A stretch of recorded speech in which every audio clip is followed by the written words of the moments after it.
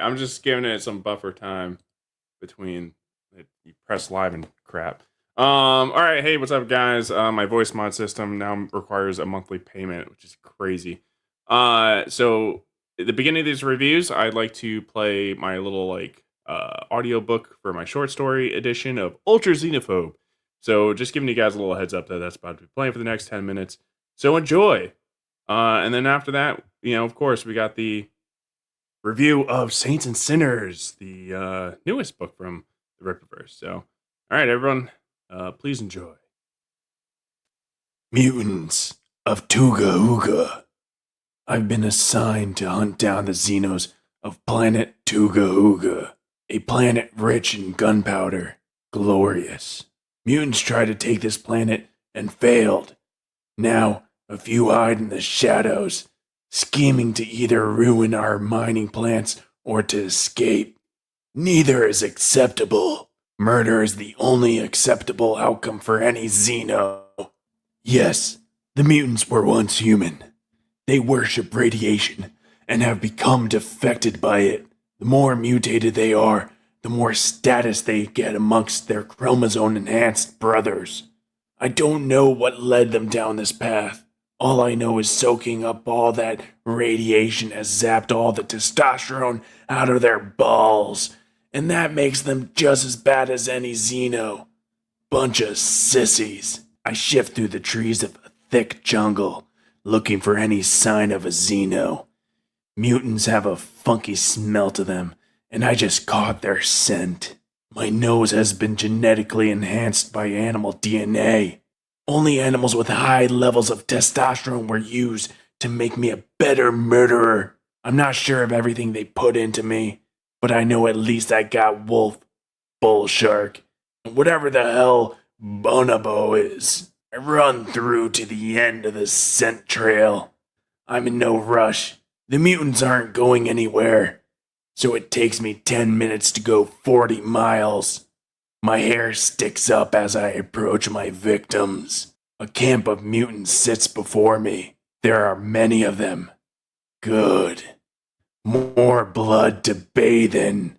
They are wearing radiation suits. That means they are all of low status since their bodies aren't capable of withstanding their sissy radiation without some form of tech.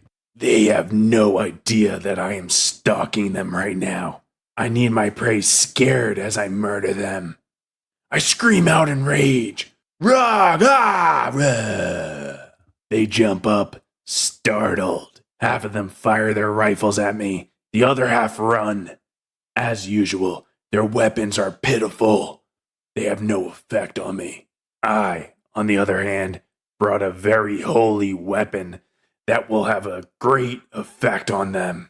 The greater the murder capability of a weapon, the more holy it is.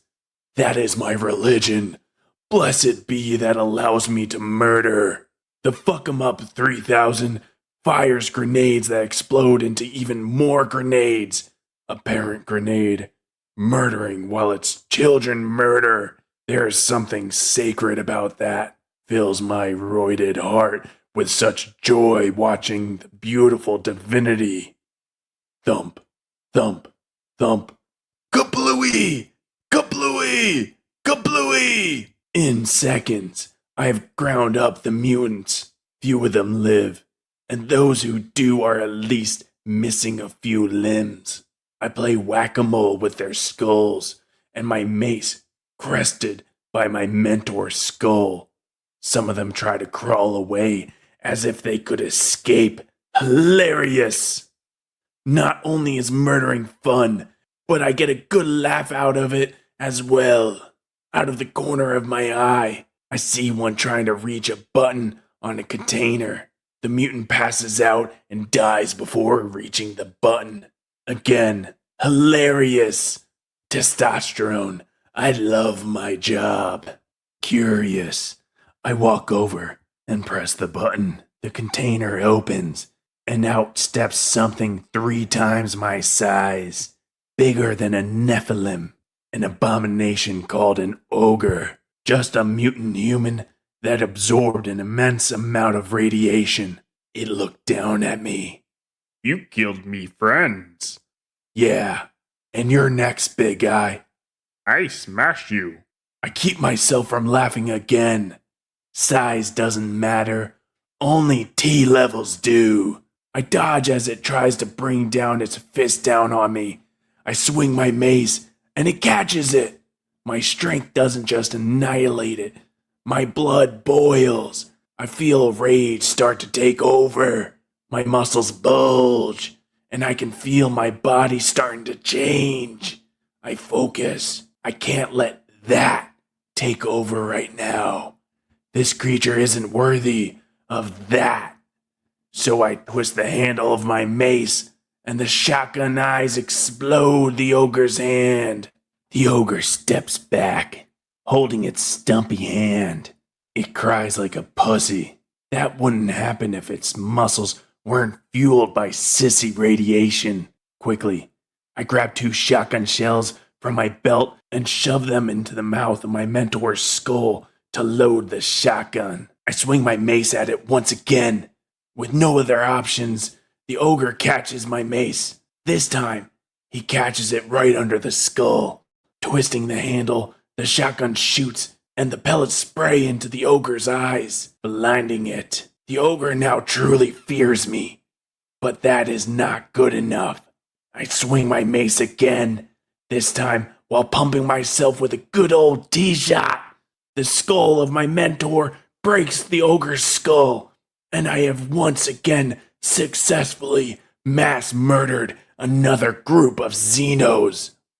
I chuckle. I can't believe that mutant thought an ogre could kill me. I've defeated plenty of their rat Jews. Xenos are funny. My nose twitches. More mutants. I hope these ones are just as funny.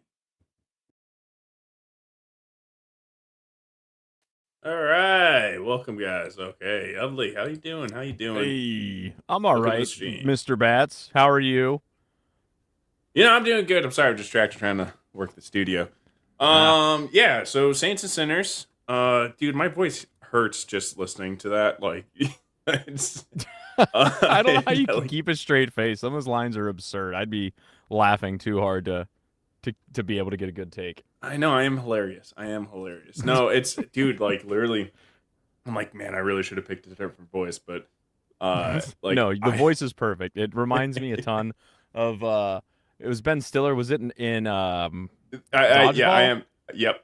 I Yeah. am taking some of that. Yeah. Okay, yeah, it's like I slip into it a little more- bit too hard sometimes. No, it's good. It's no good. homo. It's very fitting. Oh boy. Well, I said, yeah. Anyways, so we're gonna be talking about Saints and Sinners by the Rippaverse today. We were supposed to be joined by Professor Savage Dad, but who knows? He probably fell asleep or he's still at work or something. But yeah, this is the anthology series done by Eric July, Soska Sisters, Heelzvsbabyface, Mauler, Critical Drinker, and Drunk 3PO. It's a big cast. Pretty awesome idea. I think we're gonna talk about like brief like non-spoiler stuff because I know obviously it just came out and some people won't want to hear spoilers, but then people will hear spoilers and that will probably influence them to buy it. So whatever. These honestly though, these stories are so short. It'd be hard to really talk about them without getting into spoilers because it's not. I mean, each one is only. I didn't count the pages, but maybe 20 pages or something like that. But there's a place for non-spoiler reviews, but I always just want spoiler reviews anyways. That's and how like I am. people like to hear discussions of the stuff that they're consuming anyways. What's Right. up, Mr. Reese? Welcome to the stream. Thanks for stopping by. King Yeah, Bob, what's going on, man? He is a lying sack of trash. I don't know what you're talking about, but he is a lying sack of trash. Wait, who is? And also we decided last minute. Well, I decided I wanted to talk about Dirty Deeds, which is the third Ripazine, which is the first Ripazine I've ever gotten. I ordered it amongst this other pile. Yeah, I kind of want to talk about that. Another short story by Caro Brown, which we have both met in person, briefly. Yes. But yeah, so wanted to talk about that because I enjoyed it. So we're gonna talk about it. Besides that, real quick review about an indie creator, Dio, The Tome of the Reckoning. And I want to talk about this because this is the third issue. It took a while for it to come out because he had a accident. He like buzzsawed his freaking like hand, like huge gash down his hand. So obviously slow down things, but I had the first 2 issues and I really liked it. And the third one continues that. It's just a very mysterious story, and you kind of like you feel like it's a lot of buildup. But the way Dio writes is like you do kind of have that like you get that sense that you're like this is gonna come together, right? Some stories it's like they have a lot of buildup, but the reader doesn't necessarily get that sense. I do with Dio, and also like the way that this ends, man, it ended in like it felt like genuine like horror in like that in a comic version, which I don't do too much horror, but it is an interesting thing. But it was like pretty cool. So it ended off with a bang. But the for issue 3 was like a lot of build up for that. So just want to talk about that. Do highly recommend Dio's work. Big fan of his. The Tome of the Reckoning. Get it? So there's 3 issues out now, and it's like it's a good amount of pages. It's like 50 or something pages per issue. Nice. And probably one of the better stories out there for the indies. Excuse me. Bless you. Okay. And what's King Bob saying? Sorry, man. Oh, he was just talking about earlier. He said, "Is anybody not streaming tonight?" And I said, "No." And he thought that I meant that we're not, but actually everyone is streaming tonight. That's fine. Well, it's not this stream, so it could suck it. Saints and Sinners. Yes. So yeah, let's go for like generally talking about the book with like no like at most minor spoilers. Say that. Okay. And then are we going to come back and dive deeper or just overview? Oh, well, yeah, then we'll go to the individual stories. Okay, got it. Yeah. So, I don't know, you want to start? I mean, I enjoyed it overall. Every story was not an absolute grand slam, home run, slam dunk, hat trick, knockout, but there was a lot to chew on. Some of the stories I really did enjoy, and I would absolutely be interested in reading, the full version of the story that they're telling. And even the ones that didn't land, I don't know that I would. I think if the trailer came out showing you the full book, I might change my tune and be willing to pick them up. I didn't read anything in here that I'm like, I'm out. I'm not interested in the story. I don't care about this character. The delivery, again, on all of them, I didn't think was perfect. A lot of them were very good, but even the ones that weren't perfect, I would still be tempted to pick up a full book whenever they expand the story, if that makes sense. Yeah, no, I just think doing an anthology series, especially with these guys, to get a good taste of what they're doing, I think was a great idea. So Mr. Reese said he hated as a story, and I gotta say, I disagree. I disagree with that, but hey, we all have our opinions, and we're gonna get into that. I will say, like, one of the things that with these short stories that was like, and again, I'm gonna get more into it, but a lot of these weren't really like short stories. They were premises to a bigger story, and that was pretty upsetting. Especially like I think the most of them did that, and I would have preferred them to be much more contained. Not that there's like obviously potential for it to continue, but it's just like these are not like a full story. So that's not what I expect from a short story anthology. I expect like hey, this is a beginning, middle, end, right? As difficult as that is, but I still going to say it's definitely going to be overall positive on this. I thought it was a great idea. I think it did deliver, especially I don't even know how much this cost, because again, this was on the Zaylan discount, so I got like 6 books for under $100. So let's see. Oh yeah, I know that deal was insane. I'm like, I'm buying everything twice. I got stuff. I was like, I don't even know if I need this. I just want it. I got another hat. I got like 2 tumblers. I was like, let's load it up. This is great. Yeah. Saints and Sinners. Also, it gave me the great title for the show. So I was really happy about that. What's up, Brian McCobbin? How you doing, man? Hey, what up, McCobbin? It looks like it's 26 on the low end and 35. You can go as high as 50 for the hardcover, and I mean, for that amount, you're getting 100+ pages of story. So, pretty good value, I'd say, for the dollar. The art throughout is consistently good. It is good to great, I would say. And yes, I agree, but there is one story that the art was noticeably, in my opinion, it was much like a higher level. Oh, higher level. Yeah, Mauler's story. Yeah. Bone God, yeah. Yeah, but that one was it was noticeably good. But I would say that, like, besides that one, like stood out in a good way.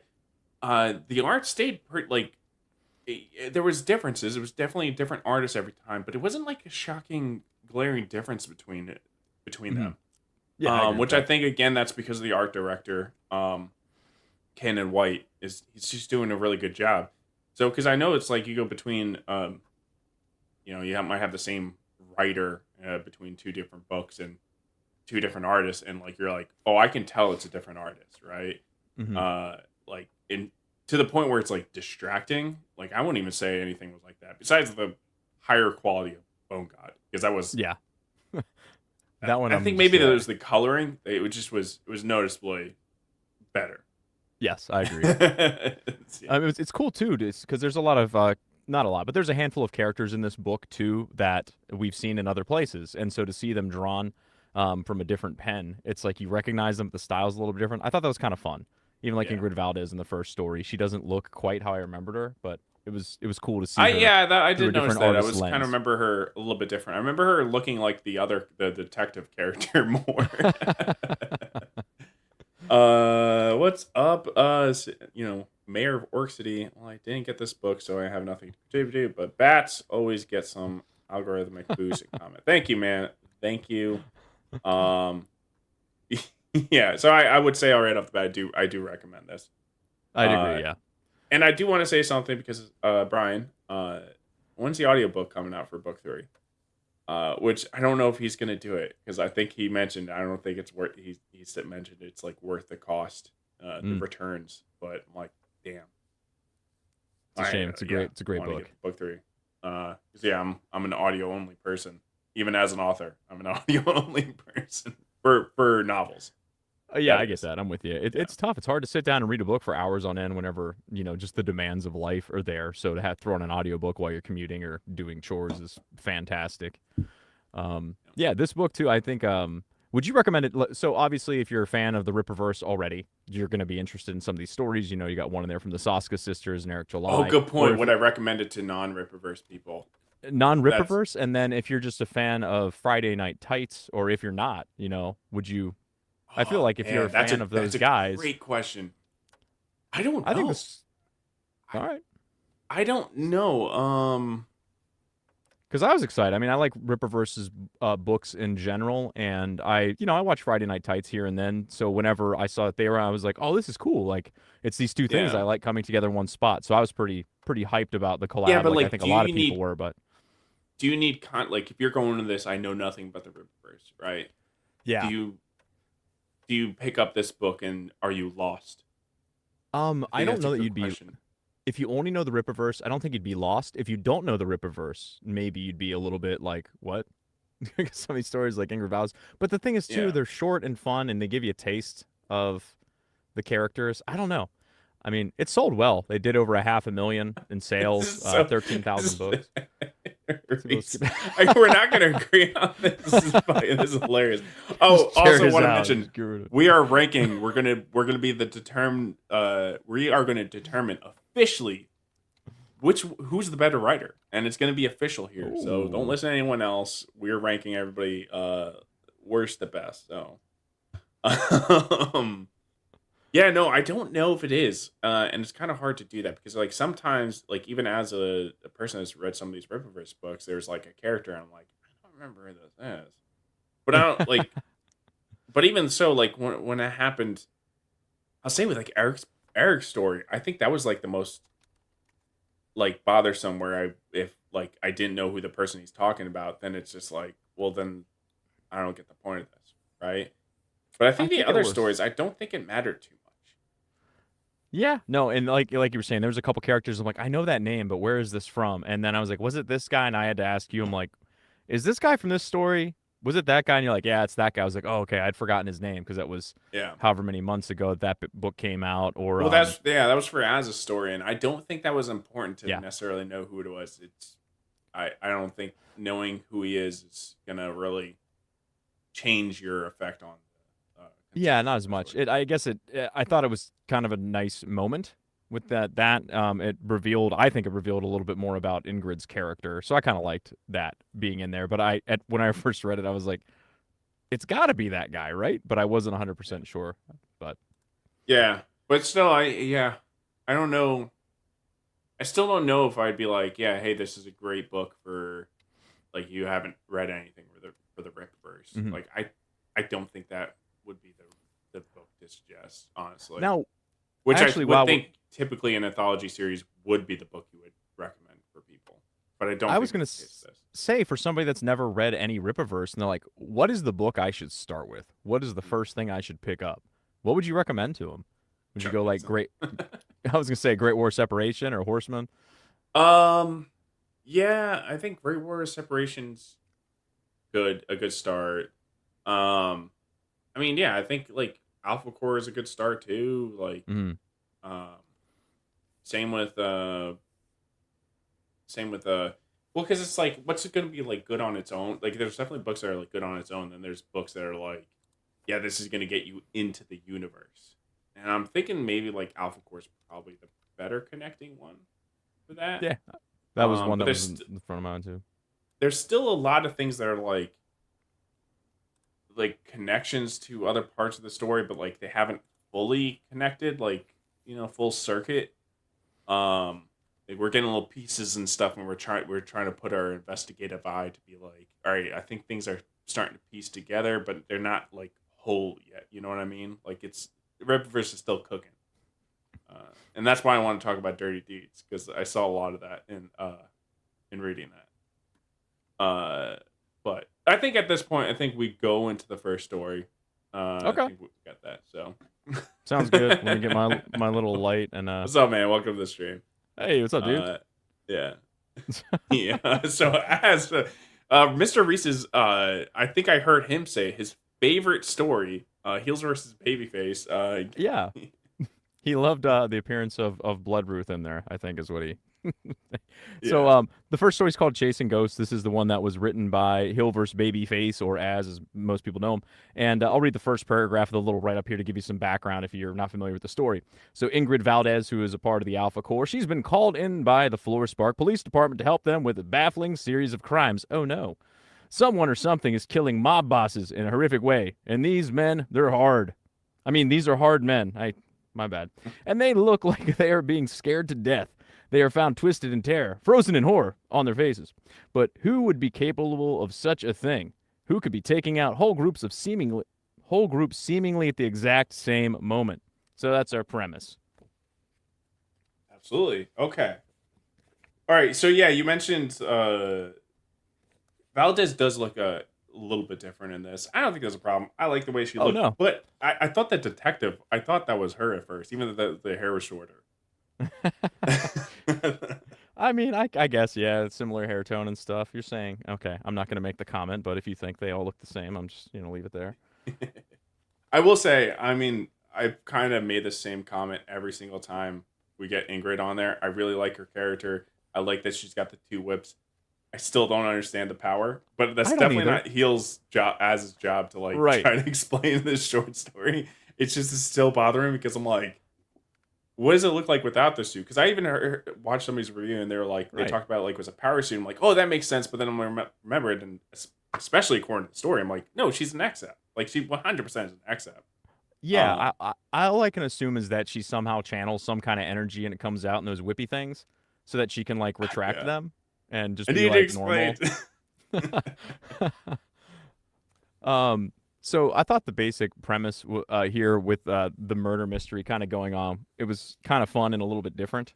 It's they walk into this crime scene and it starts off kind of messy. There's some dudes wasted on the floor, but then in the back alley, it's really messy. These mob Yeah, guys that were being targeted, and then even amongst the guys that are wasted in horrific ways, there's some of them that are like it looks like their soul has been sucked out. So I was like, ooh, that's interesting. Where's this going? yeah. There's some good callbacks to Alpha Core as well, Hmm. with the ship being destroyed, and also kind of chastising her, Ingrid, about like what happened to the last person that worked with her. So Hmm. pretty like overall, like throughout the short story, there's pretty good dialogue between the detective and Ingrid. We get to see Ingrid do some like decent detective work, although at some point where she calls out that the fact that it was murderers and not a murder. I thought that was good, but I also kind of was like the the detective didn't pick that up. You know what I mean? But not like that's Sure. a nitpick. But I like to a little bit later on. I feel like the action with Ingrid in this book, or this story, it seemed more actiony than in Alpha Core. Unless I'm just not remembering that book, we really get to see her doing all kinds of cool stuff. The art with her whips, she's got like the swirlies going on, and they're all like limp spaghetti noodles that are a little bit overdone, flopping around, which I thought yeah, a was lot pretty of, cool. So like the action finesse a in little the bit later on art. was good. Yeah. Yeah. One hang up that Mr. Reese brought up was the appearance of Bloodruth to help out in the investigation. What were your thoughts on her making I like that. making an appearance? I like I that. thought I it was cool like. too. So I almost like, because It's like, I didn't really like oh, the I Bloodruth remember. comic, and I kind Yeah. of would prefer it's just like Bloodruth only shows up because it's like you need this like little detective. But I don't know. I kind of liked her appearance. Not to mention it's just not just because it's like another character in the universe popping up with powers, but also it's just I don't know. It feels very like Doctor Fate, kind of like, mysterious. I don't know. I get like this weird, like, hey, this is like the weird magic person when they come Mhm. around. They'll help you in a little bit, but they're not going to actually help you like finish the mission. Right. So I Yeah, like I that. mean, I agree. Anytime another character can show up and chip in these stories, I don't know, I think it makes it a little bit more fun. I could see how somebody might be like, "No, I just want it to be this person's story," but I like the guest appearances. Although I will say I don't fully understand all of Bloodruth's powers. Talking about Ingrid's being a little confusing. She just shows up and she's like, "Oh, let me just cut my hand," and then a beacon will go in the distance showing you where to head next. I'm like, "Well, how'd that work out?" Well, it's vague. It's vague magic-y, which I think that's why I say where I'm like I'm cool with the vague blood magic powers as like a person who just pops up here and there, but as a vague magic-y person that's the main character of now that there's two blood roots, right? I'm kind of more like I need more explained. It's Hmm. like uh I don't know, you can get away with that like mysterious type of magic, but like not when it's too upfront. That I makes almost sense. wish that she would have like taken the blood from one of the bodies and used that to be like, oh, this is where this guy made a deal, or this is where his associates. There's some kind of connection, but she just pokes her own hand, and I'm like, how does this magic work?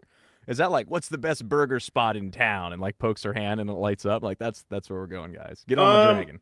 and this could be me writing for it, but it's like maybe because of where the blood dropped on the ground, because there is a panel showing it dropping on the ground, but that doesn't necessarily tell you that that's the reason why it showed up Yeah, where it was. it's But fine. I am nitpicking. We try to be fairly critical with these no, it's stories, even though definitely fair to say that. yeah, I it's will not say, and a I really negation, but dug this page right here. How the panels kind of were like arced like that. oh yeah, that Kind was of really cool. yeah. Yeah, it's got like that What's Reese radial saying? kind of Because I design know he almost. loves this story so much. I want to get his input. That would have been better. But they all never meet though, Yeah, like this is the or first never. time they've ever crossed paths, I think, in the Rippaverse. Yeah, but they seem to generally know who Blood Ruth is. I don't think she's like a person that's like keeping her self secret from the world. Hmm. So I don't know. Like I feel like the Alpha Core especially would kind of have an idea of all the public Yeah, accepts that are around, right? So I that agree. doesn't. I can give a pass for that. Um. Okay, and then we get into the villains of this, which are generic soldier types, and Hmm. I was a little bit confused by that, but I'm fine being confused about when they get to this body, who's like their friend, Hmm. right? And they do some kind of thing where the this like spirit, because it's already hinted at that it's a spirit at work, from Bloodruth, and this spirit comes out of the blonde soldier's like body, and at the same time they can hear Valdez's bike. She's got like a bike from the Alpha Core department. She's coming in. Hmm. Uh, so she's gone solo, which these a lot of the heroes in the Ripverse tend to try to go do things solo, and it's never a good idea. So like people are gonna start learning from doing this, but yeah, no. I think this was like some pretty cool action drawn in here. I will say, I think so. I was able to read every story twice, but like Oh, especially with nice. that as a story, I there was like a lot of me kind of like having to trace back, trying to figure out what was happening with the panels. I don't think the panels were the action in the panels were as clear as they could have been, right? And but that's also going to be a very big challenge, especially when it comes to short stories, because you're very limited. Yeah, I agree. Yeah, it's tough, and even though maybe I'm with you a little bit. Although I'm fairly newish to reading comics, I trip and stumble in most Mr. books Reese and is miss going to have to things. fight Student God. But I mean, some of the action panels in this story I thought were pretty awesome. The one with the blonde chick doing like the ghosty move, and you have the like Yeah, unholy fire coming off of her and stuff was really really cool. And again, I already spoke about the Ingrid's whippy things, and even just whippy things. yeah, there's just, I don't know, the action's got like more of a rawness to it. I feel like in this story compared to the other times I've seen Ingrid, unless my memory is just faulty. I feel like it was a little bit more raw, rougher No, on the edges, which I liked a lot in this one. it's very enjoyable. And so this could be the nitpicky thing, right? Because when the guy is the guy that went out to kill her, or to defend her, the friend that's a chick.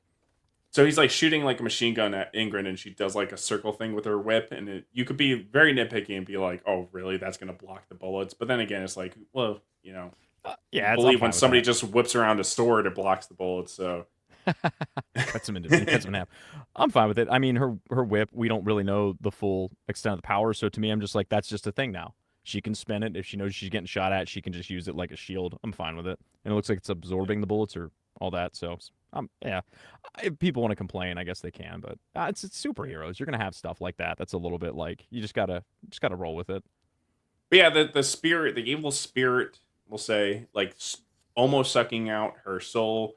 That was Yeah, getting a that little was. confusing because it was like, wait, it didn't get sucked out, but she does explain later, saying that like I felt it getting sucked out. Why they didn't finish the job, I don't know. And us as the readers were kind of saying the same thing, which is good It's because we're I having an acknowledgement that at least that part's a little bit confusing. But what's it, up? it looked like the main bad dude was sucking her soul out, and while he was in the process, and I mean, her body's like, bleh, and her eyes are all lit up. Like Ingrid looks like she's toast, and then the blonde chick is like, "No, Lucas, you got to bind yourself to me," and then she like absorbs Lucas before he can finish absorbing Ingrid, and then Ingrid's soul goes back in her body. So she Yeah. like interrupted the process, is what it seemed like to me.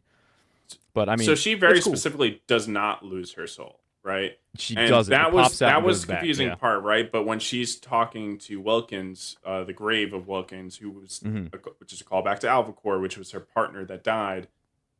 She mentions that it almost got sucked out, but they didn't finish it, and she's also kind of like, well, why didn't they? So she's kind of confused by that. So it could be that these people that are working with this evil spirit, we don't know what their mission is, because we also had the conversation between the guy and Ingrid when he's like, I don't want to kill you if I don't have to.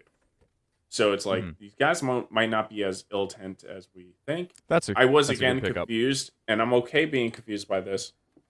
But we don't know, like, why did that, like, they were so like sad, or like happy crying to see their buddy in the chair, I guess, right? And they're like, we found you, but then the body's like burning up. So I was confused by that. Like, Hmm. maybe it's a replacement body. I don't know.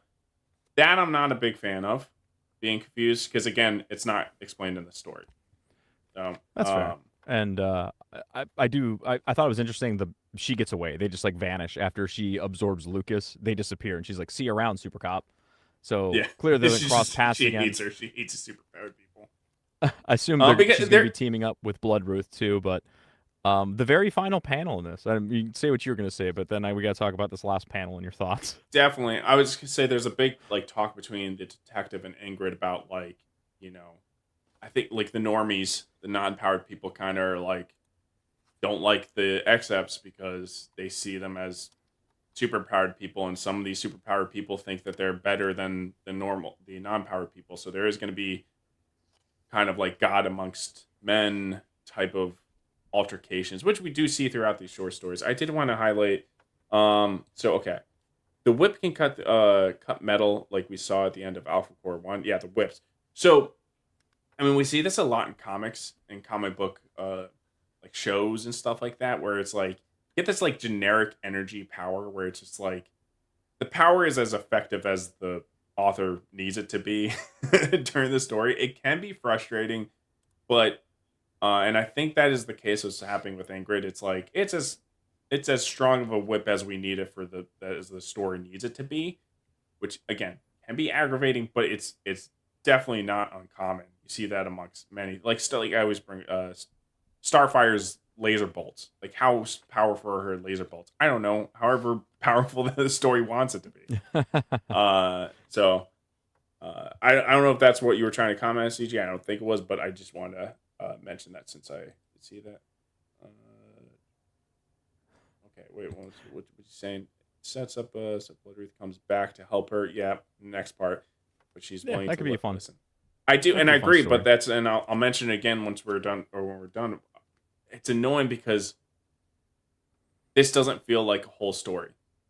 Now, it's not as bad. It's not as bad as some of the stories in this anthology, but it was annoying because it didn't end at a terrible part, but it didn't feel like a short story. It didn't feel like the right type of story to bring in to be written as a short story.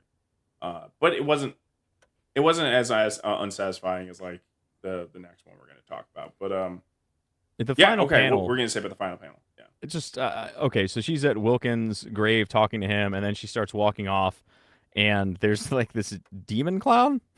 yeah. So I don't. How do you feel about the design? I guess is my. I like the design. Okay. It's ominous. Is probably demon related because it's related to Bloodwreath's area of expertise. Yeah, I liked it. Like a skull. What is this? Jester. Yeah. I've always liked Jester designs. Me too. I mean, Yeah.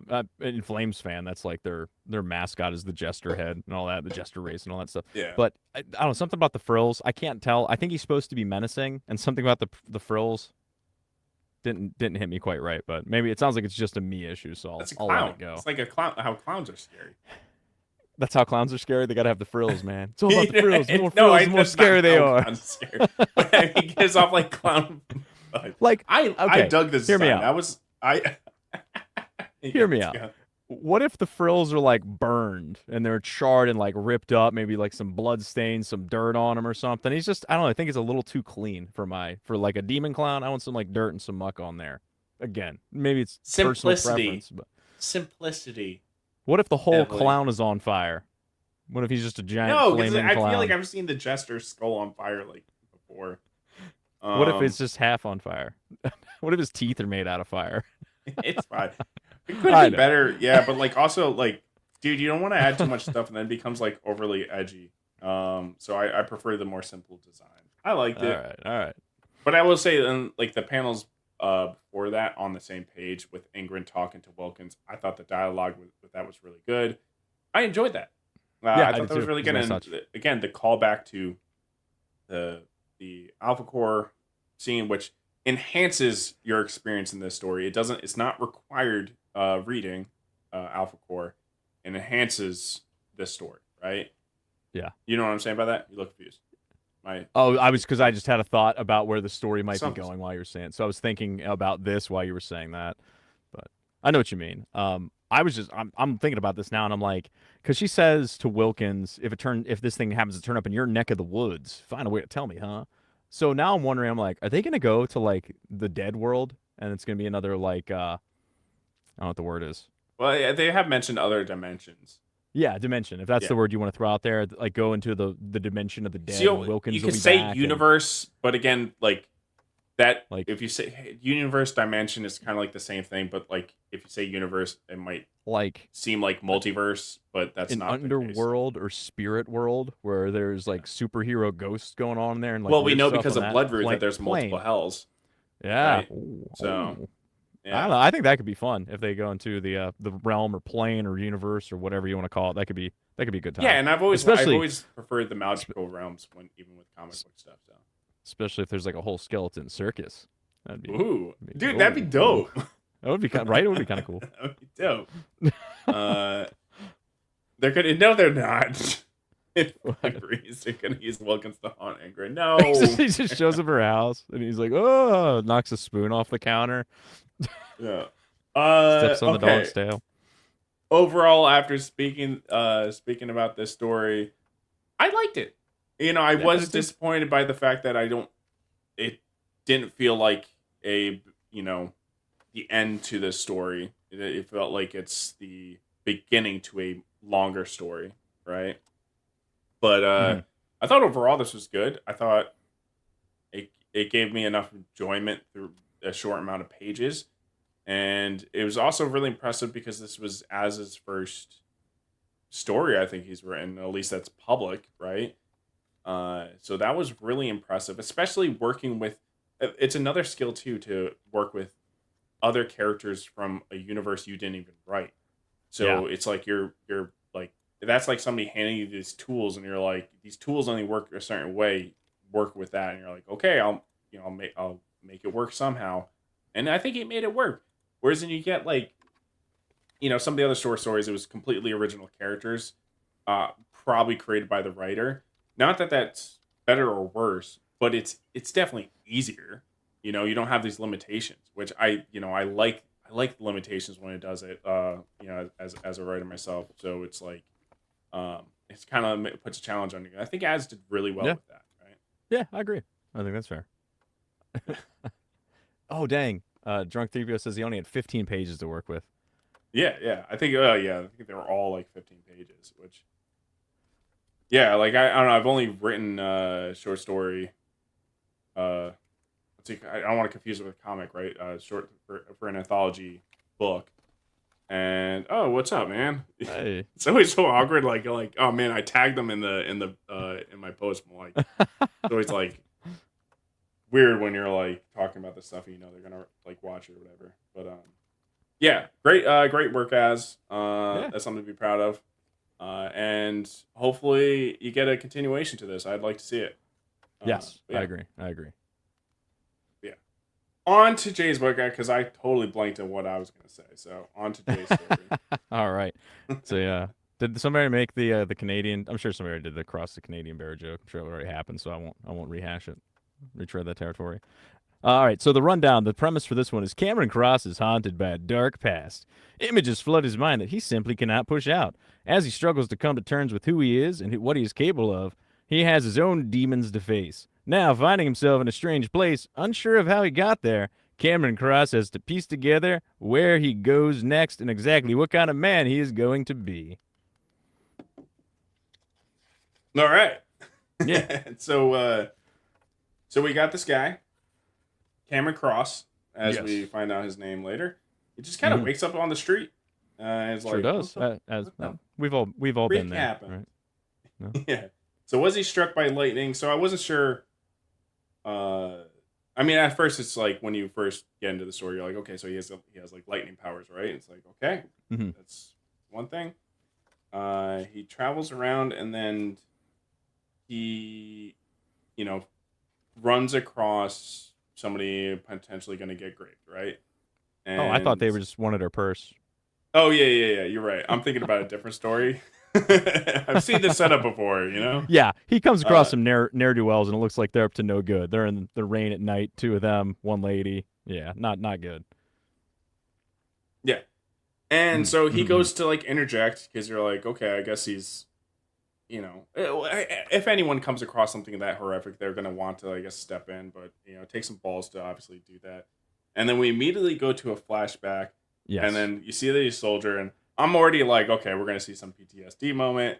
That's what we're gonna get for Now, and I was completely shocked, dude, by the.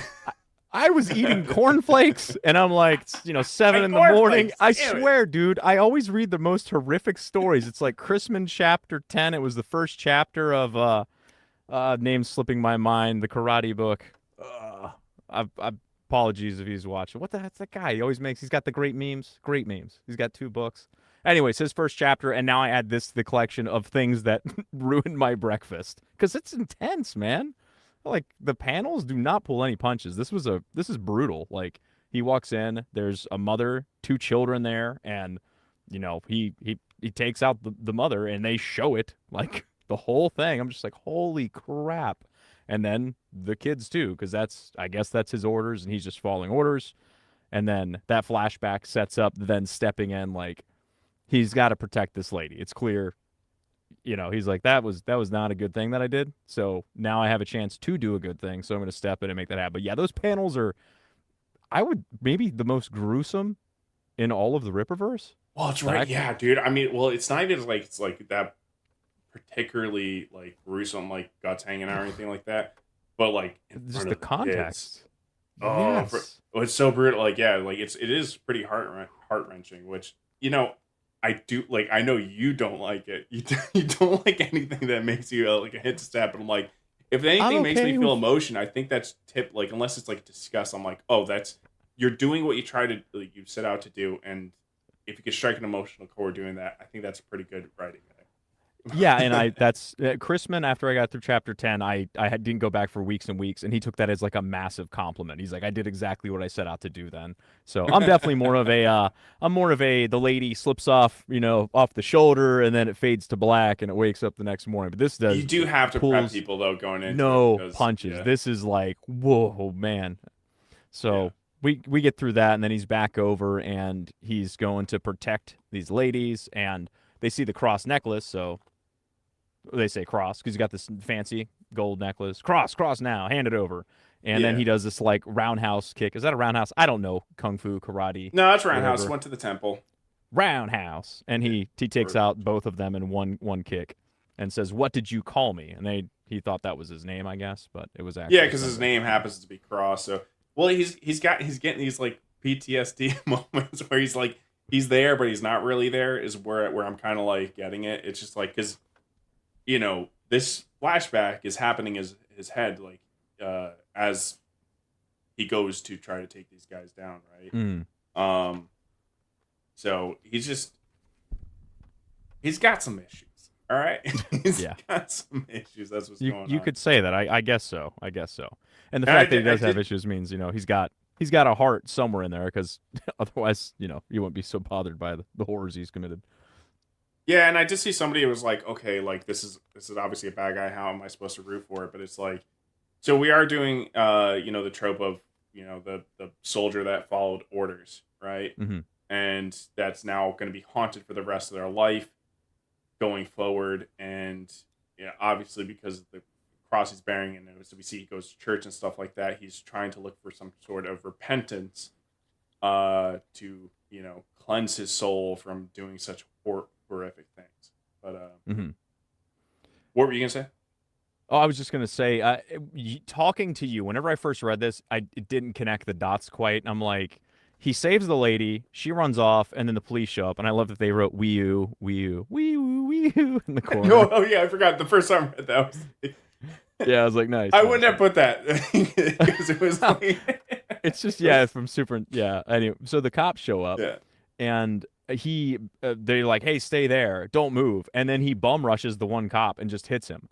And so you saying that he's still in like PTSD flashback mode and he's just like lashing out, that makes sense. Because upon my initial read through, I'm like, why is he attacking the cops? And I'm like, I don't know. I needed a reason. You for him to do that. You never lived with anyone, so I was in the military. Yeah, no, I've lived with people with PTSD, and it's like, this is how they, don't act rationally. Yeah, that's. I've never experienced it, so it confused me. So having this conversation cleared that up, and actually, some of my complaints I had reading it the first time, a lot of that now I'm like, okay, that's not as much of an issue this time around. That helps a lot. So he lays into that cop, and he gets tased. But whenever he gets tased, we saw the electricity at the beginning, and now he has like this, he doesn't react the way a normal person would react if they're getting tased because he's all covered in electricity shooting all over the place. And the cops even like, what the hell? Well, what is that? The cops are like, what do we do? Like, did I taste too hard? Like, what? That doesn't normally happen when we taste people. What? Yeah. So they take him into the hospital because that's not normal. They have him in there, and there's these three characters, these two dudes in the black suits with the red ties, dressed kind of like Hitman. And there's another dude there that's with them, and they're having a conversation. And they basically get into describing a little bit more about who this guy is. And this is something you were like, this could be cool because what was it? A government conspiracy? Yes. For the concept of like a cyborg, with PTSD, right? And then, no, it's just the fact that it's like, okay, so now we got to like think back to that scene now and you're like, okay, was that like a chip in his head telling him or making him accept those orders? And so now his human side is trying to live with the robot side. Like, it just, when you add those type of elements into the story, I get very interested. Basically. Yeah. It's it almost reminds me kind of like the Hulk on some level. Like he's got this monster in there and he's desperately trying to figure out how to control it. And even the fact that he was at the beginning he didn't know where he was and all this. It's clear this isn't the first time that he's had these kinds of episodes. Almost like a werewolf kind of, right? So Yeah. he's going to the church because like a lot of people when you're in a dark place you don't know where else to turn. So it's like, okay, where do I go? And so he heads to the church after jumping out the window to escape the cop guys that are there. And even the one cop is like, seriously, who is this guy? Yeah. Well, okay, and yeah, I you forgot let a about that. damn cyborg loose on my city? It's, yeah. Nice. Damn it, who gives, yeah, no. So Yeah. like, I guess the last line, I forgot. I guess so he says, "Help me remember who I am." Mhm. So I guess that's insinuating to something more that's going on with the story, and that's again, this is where I got frustrated because I'm like, this is obviously a premise Mhm. again to a much longer story, and I'm Yeah. like, that was like, I'm kind of like, you flip to the next page, you're like, oh, that's where we end. That's where I was mostly disappointed, right? But Yeah. the premise got me excited, which I get is probably what Eric wants the most from these short stories, to figure out which is going to be most interesting for people to read going further. And I think out of the premises of most of these, I think this has got like me more interested. Mhm. But I just, again, for as far as a short story, I'm like, this isn't really a short story. It's a premise to a story. Right. I will say, and then another criticism I had is like the actionish, or not just the action panels. A lot of the like the panels, sometimes it just, there wasn't like motion in the panels. You know what I mean? Mm. Like, a still image you could feel the motion. I didn't really Yeah. get the motion in some of those panels. Like I think there was like one specifically, just like when he breaks down the door and the woman's like this. I don't know why. It's just something about the pose. It felt like frozen. It didn't feel like it was in motion. Yeah, I kind of know what you mean. There are some good panels in here too, though. I like the weight. The roundhouse kick was cool. Whenever he does hit the cop, you can feel the weight in the thud. I always appreciate a wee-oo, so I like that. And the lightning. Wait. Anytime there's a shot with lightning, it's usually a pretty good panel. Like when he I jumps out the forgot he was window. Oh, gonna join hey. us. I thought Hey, you dude. said that you gave me the wrong time. No, I didn't. You said had a- you said 9. Eastern. Yes. It's 10. We're almost 10. I thought it was shit. All right. Well, let me. Your camera's I on. picked Let me up time remove change, you. I'm We're gonna finish up our review. Damn it. All right. He doesn't know how time works. He's an adult. Sorry. Did I cut you off by bringing him in? Oh no, dude. Nah, that's fine. This is my first rodeo.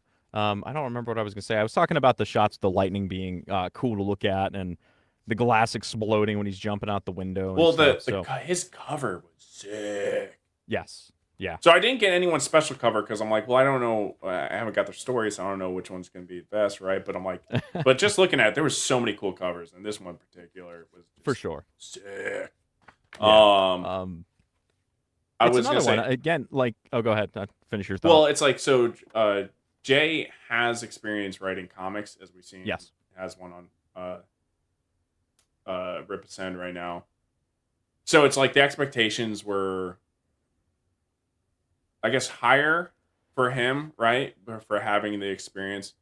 So it's basically, it's like, well, if he like knocked it out of the park, it's like, well, unlike you have the experience, right? So something to note right there. Also, it's got to be hard. Hmm? Oh, you can finish. Sorry.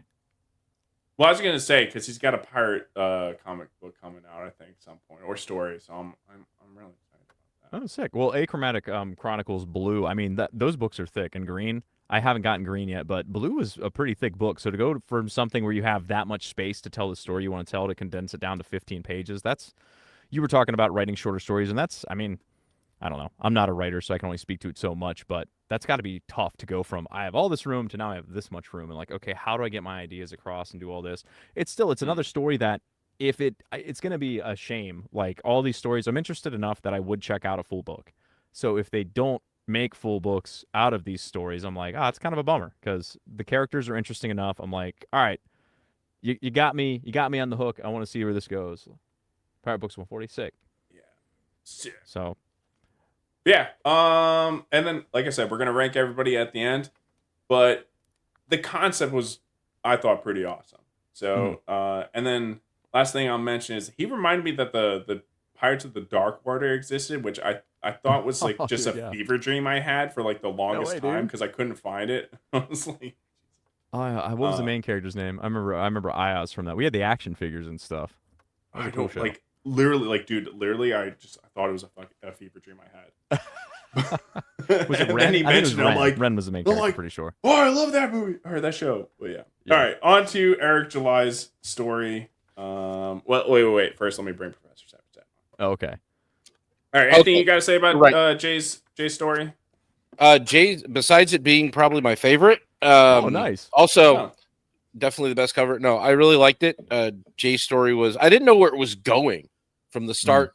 Like the ending was really, I like that he managed to do that much with the character, and then at the end, like you get kind of like what it really is. You get the whole cyborg thing. I liked that. I thought that was really cool. And he's there in the church. I love this scene, like right here. Oh, stupid background. Yeah, like auto blurs. I like how yeah. just Yeah, it's he just did the auto guy's face. Like, check out that guy's that great haircut right there. I hate. I should shut off the auto blur. Yeah, but definitely Why the did I scene do with the that? most.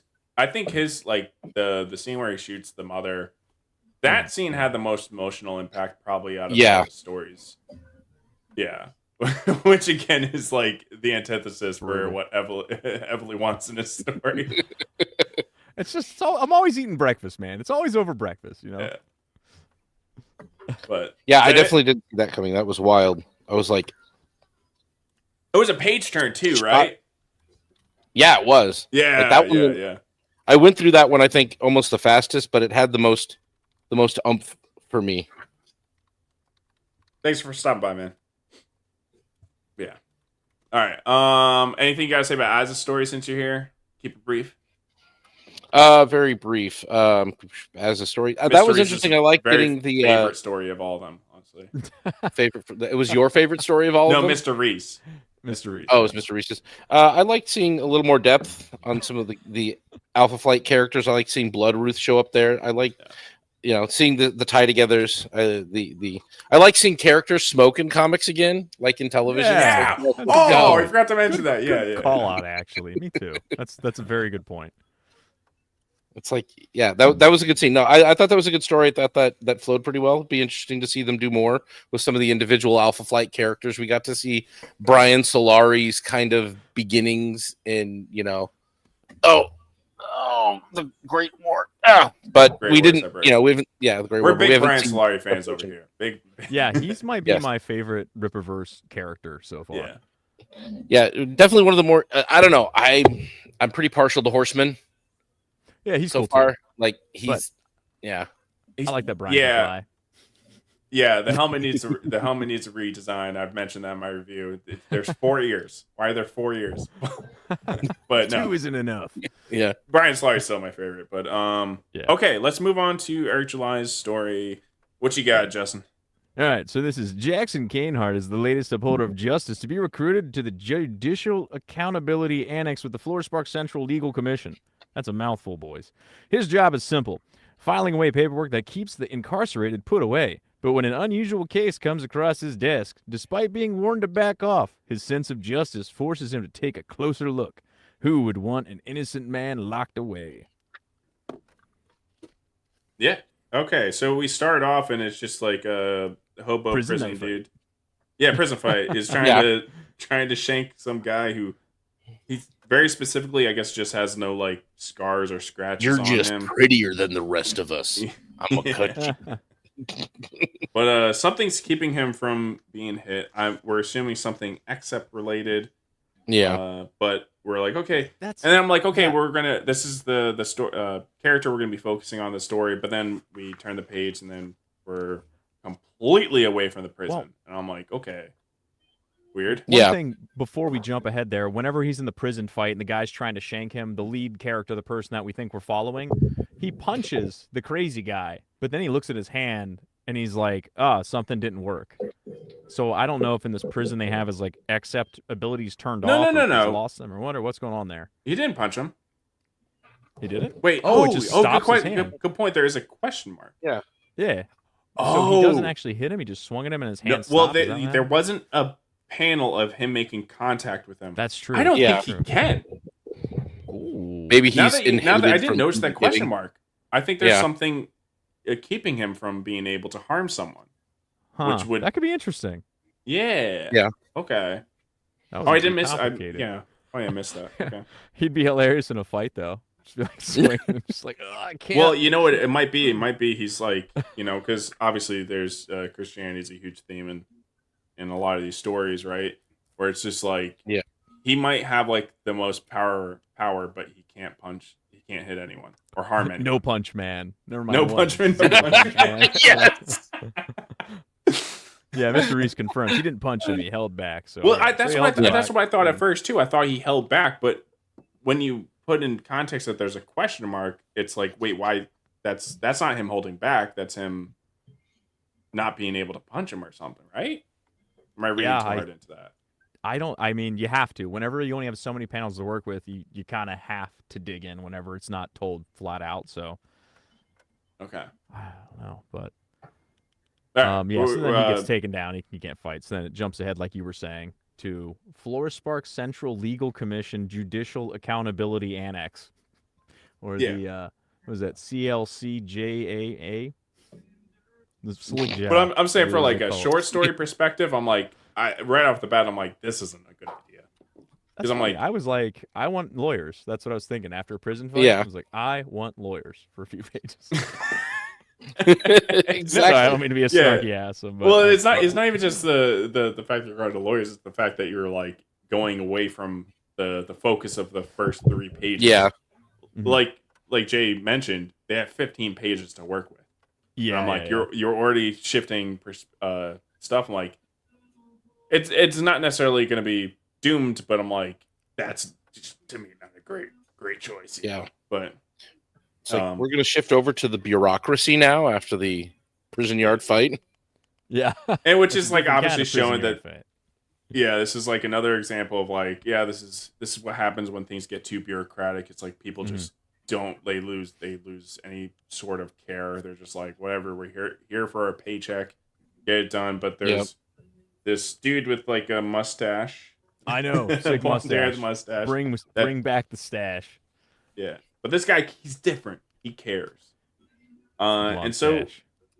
yeah, he goes and he takes whatever file. I was kind of confused about whatever file it is, and he's trying to investigate. But the thing is like we don't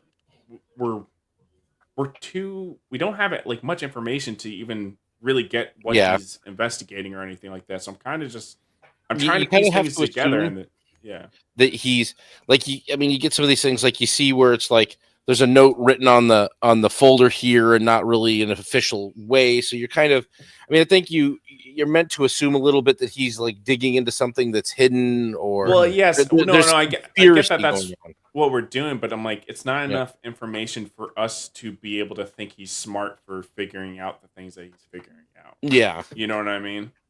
Well, they don't even give you a lot to like, you don't even know why, like all of a sudden you kind of do just jump into this like, okay, now he has a file. We don't know where it came from. Like again, it's short. So you're filling in a few gaps on your own. You could be wrong about for sure. But almost I had the same problem with it. It's just him like going through this file, trying to figure out what's going on. Obviously that the corporation or whatever the thing is they're trying to hide this information and they're reinforcing that they're trying to hide the information. And then the next thing you know, he gets a name, and we find out Sanford Williard, which apparently somebody mentioned that it's one of the people that works on Isom's like farm. Which I don't. Is that the guy who got kidnapped? Don't touch. Or one of the other workers? I'd have to go back to Isom and like go because obviously he wasn't like a very like prominent character in the ISOM story, but he probably is mentioned a couple times. So again, this is more like little hints at things of the big Rippaverse universe, which is interesting, right? But as far as a short story goes, and especially if they don't have any other context, this means nothing. You know what I mean? Yeah. And you're just kind of wondering at the end here, like, okay, what did he do? Why is he either lost between the cracks or being overtly hidden or somewhere, a little bit of both? And then, how and why does he end up on Isom's farm? That's one of the things that I suppose kind of. So he is the one who got kidnapped, which definitely brings way more questions into what's going on with the Isom story, which I do like. But again, as a short story, and you don't have the context of Isom, I think this was a poor choice. And also, again, this is probably the biggest one of where it's just like, you're hinting off to a bigger story. This is a premise for, like, it's not even like a full premise. It's like we're getting like a little taste of, it's a tidbit, a bigger story. And that's one of the problems I had with even with Isom 3. I still felt like there was a lot of questions left that by now they should be answering about them. Well, we've got a lot of Isom. A little off topic, but the Isom story, it was Isom 1 through 3 is Isom 1 is a plot. Isom 2 is a different plot. Isom 3 finishes the plot of Isom 1. Yeah. So, you know what I mean? Isom 2 was a different plot and a lot of extra characters that could have been introduced in another way, or Bloodwood took up a lot of time there. Yeah, that's off topic. But it's off topic. But this one's like, it's interesting. Like, it does. You leave me here, and I'm like, okay, I do kind of want to know more. Like, we can find out more in maybe Isom 4. Be nice to see them come in and like give us at least a better taste of what's going on with him. I think he's pretty well established now, and I'd like to see some of his side characters, like this guy. Yeah, just very little information for a short story. Mm-hmm. I mean, even for a short story. So, I mean, you get a few things here. This guy is definitely not normal. There's something about him. Why was he in jail beforehand? Like, when is this? Do we have a date and time on this? Like, that's the other thing I want to question is like, is this before he ends up on the farm or after? It's definitely before, because I think also somebody's mentioned that he's drawn much younger than. Okay. Yeah, he does. Yeah, he looked like a young guy. Plus, there's a lot going on with that. I guess there's a lot going on with this particular character that I'm interested in, but not because of this short story. And I think this was a miss. I think he should have picked a different story. I think this should have been, maybe like thrown into one of his bigger stories. Like thrown into like an Isom, like a flashback. Like a flashback or something like that. Not that it has to connect to the overall story or whatever is going on with Wilkins, but I think this was a weird story to pick to put into the anthology. Yeah, or condense the searching section. Like, we get the point, the stuff is hidden and all that, and you're searching. I got to go to the local place, and he goes there, and some guy's like, "Hey, quit digging." It's like, okay, we get it. This file they don't want anybody to find it. If we could condense that part down a little bit, and then give us just a little bit more about Samford here before we pull the plug on this short story, would have been nice. And as a person who's read all the Isom comics, I didn't remember who it was, but I didn't either. To be fair, that's a bad memory, but still, that's not good, because you can't rely on people having reliable. I'd have to read a lot less comic to remember all of the comics I read so actively. It's tough. So, and then as somebody who had, and then if you have read Isom, you're just like, okay, who's Wilkins? Yeah. Right. But all right, so that was Eric's story. I will say, and especially I think he's got the most comic writing experience. Obviously, he's the comic book writer. I think that was disappointing for what I expected, because I think I have enjoyed quite a bit of his writing that he's done. So I was kind of hoping Eric's story was going to be a Salvage PI story or something, like another little short detective story. Yeah, I haven't got Salvage PI, and I keep hearing really good things about it. Nothing but good things about it. Cool little story. He's just such a cool character design. Like, I think everybody just loves the character design. He just seems cool. Yeah, character design goes far. Character design goes far. Oh yeah. Okay. All right. On to Mauler's story. Bone Bone God. God. Yeah. Bone God. So the Who write up here is- is really. Yeah. Oh, go ahead. No, you go. Well, you I was go. gonna say it's really long, so I'm only gonna read the first paragraph and part of the bottom. I want to keep it short, but it's the main character is Adam Van Nosis is respected and feared in the world of bioengineering and technology. He built Van Nosis Industries, a world leader in construction, mutation, and medicine from the ground up. Adam has a reputation for achieving the impossible through his unrelenting ambitions. So he's basically, they got a team, they found an ancient tomb, and as they're there, things are not as they seem. The team delves deeper into the secrets of the temple, but conflict and confusion arise. This long-lost tomb is more than just a mystery, more than a treasure waiting to be uncovered. There's great power within these walls, something that could change the world forever. So Mauler, as far as I know, has no published work experience for comics or novels or anything, but he is like he's known as the long man because he does extremely long reviews on YouTube. I enjoy his content. He's probably one of the most critical people on stories, which is fine. But it is definitely a different art between criticizing something and actually writing something. I'm not saying that that's the case here, but it's definitely very two different arts. But I think that's why a lot of people were interested, because I think anyone who goes from reviewer to producing something, people are obviously want to see if it's like, people just assume if you're really good at criticizing stuff or if you just tear things apart a lot, they're like, all right, so you're going to be really good at that. That does not necessarily translate. No. Two different not at all. things. But right off the bat, the title, Bone God, dope. The very first initial text we get from that we're introducing here, Bone God. Oh, yeah, the font. Dope. I like the font. Yeah. Dope. I also noticed like the art, like Will Conrad's art on this. Yeah. Like really good Awesome. the whole way We through. mentioned that in the beginning, that his Yeah. this art in this story was a standout from the rest. Yeah. Definitely. Okay. And so we can also tell that he's a long man too, because he has the most dialogue out of any of the stories. He definitely does. That's the other thing too, is that being known as the long man, and then his first published work is going to be a short story, which is just kind of funny to think about. Yeah. But yeah, we're kind of like, okay, we're going to doing some like Indiana Jones type of going to some kind of tomb. Again, there's a lot of dialogue. Like as soon as you flip over, a lot of people talking. Yeah. And this is one of the bad choices, right? And this is a total newbie thing. You have too many main characters, right? And I'm not necessarily saying these are main characters, but there's too many like people to focus on. Yeah. Definitely should have limited it down. There's like, I think like 6 different like characters for a 15-page comic. Like in my first published work, Dawn Edge, should buy it, sci-fi. But there's 6 main characters, and I've always recognized, I'm like, man, I really should just pick one and focus on him. Well, in a comic too, like look, it like just the real estate you have in a panel, it can make it very complex to track who's saying what. Even like you gotta absolutely, like there's just too many people talking in a panel. Like if you're gonna have this whole team of people, you need more panels to kind of dissect who's there and focus in and cut in on this character and that character, this pair of characters who are engaging, and not just give me a wide shot with everybody talking. Right.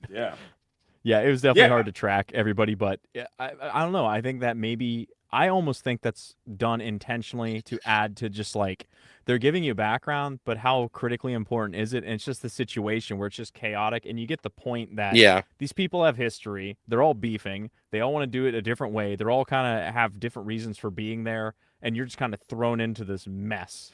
It's just like, I mean, they're being very destructive going in. They obviously don't care. Yeah. The guy who's like funding the entire commission, who's like the father. His ex-wife is there on the mission. His two sons and his kid. They got like a professional explorer with them, and then they got the like security, I guess, is there too.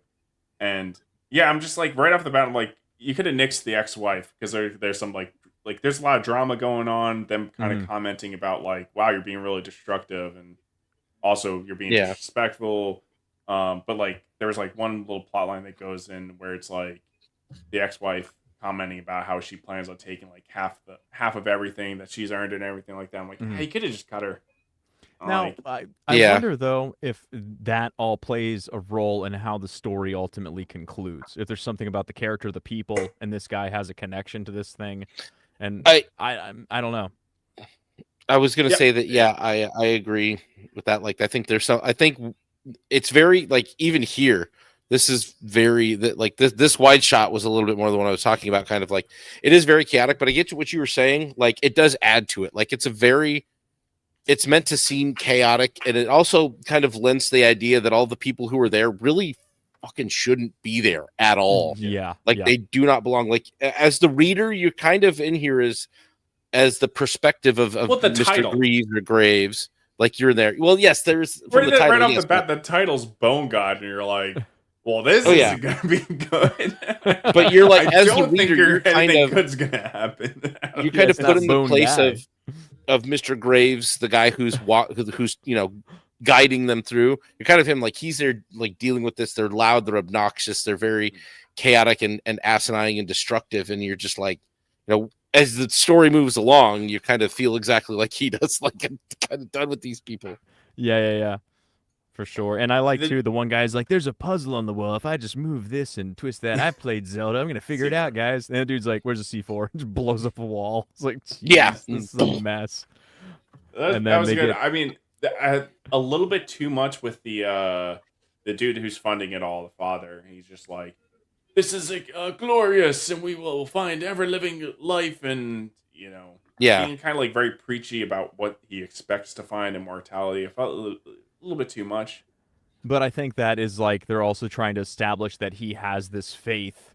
And I think that plays a role in the end too. So they're trying Yeah. it's a little bit hitting you in the face maybe with the fish, but Yeah, and we It's- know that it's again too. It's just like I feel like that they're setting up from like some element of mystery of like, oh, what's really going to be back here? But again, the title's Bone God, and I'm like, I didn't necessarily get the ending from the title being Bone God. I mean, it looked gruesome, and you see the not as they're going, exactly. like I didn't get exactly that, but I did know you get that the they weird were. Yeah, sorry. you get the weird monster kind of hiding in the shadow stuff, and that's kind of what I expected was a bit of horror. But yeah, Mhm. I didn't see the ending the way it is, or the totality of the way it ended, and I was like, okay, Well, I'm just saying because like again, just too much text, right? Because like you want to limit it Oh, down yeah. on comics, right? At like the end, this page right here, right, yeah. just lots to traverse and chew on. And then so the guy is like kind of like figuring out the language, and he's like, "Oh no, it can't be, right?" And then you flip the page, and you could see that when you flip the page on the right side of the book, there's a really gruesome thing going on. And then I go to the left side of the page, and he's still trying to figure out the words, and I'm like, "Oh, this page on the left should have been taken out." And it should have been a page turned to an extremely gruesome scene, Mm, right? Because yeah. Yeah, I think him still trying to figure it out, and then he's like, it says Bone God, right? Those are the two words that it says. And I'm like, you could have just taken this page out, put the gruesome scene on there, so that way we get a really nice, awesome page turn to like, yeah. I can't Yeah. tell either in the big spread where everybody's getting just like decimated and the guy's like getting ripped apart as he's using his firearm in his cranial direction. There's this square in the middle, and I can't tell what I'm looking at. Like, what that's is the Bone this? God. Is he just a floating square? Well, that's Like, I the thing. can't- It's like a very like Cthulhu like thing, and that's with Mauler. It kind of has like a theme of like Cthulhu like stuff, and so it's just, it does. I really like the design because it's like weird. It's mysterious. You're kind of like, what am I looking at? I don't know what it is, but it's creepy. like if you look really close, I mean, there it kind of is in the darkness, here. That it is that square, but it's like it's starting Yeah, to unfold and bring itself out of It's whatever. making their That bones part's cool. I just get out feel of their like in- body. Yeah, maybe the full spread. It seemed like the cube, the square was just cut off, and all this chaos is happening around it. So I'm like, is it using a power? But then in the next panel, yeah, it does yeah. have hands. So I'm like, the hands should be reaching out and destroying people or something. No. It's like making their bones escape from their body. Yeah, What's happening? Like you got to look at this as like it's a like pulling the Cthulhu bones type, away. like ancient. Because, It yeah, looks see, like look they're, at all the, melting, though. well, they are melting, but look at their bones as they kind of like Welcome to the show. come away a bit. Like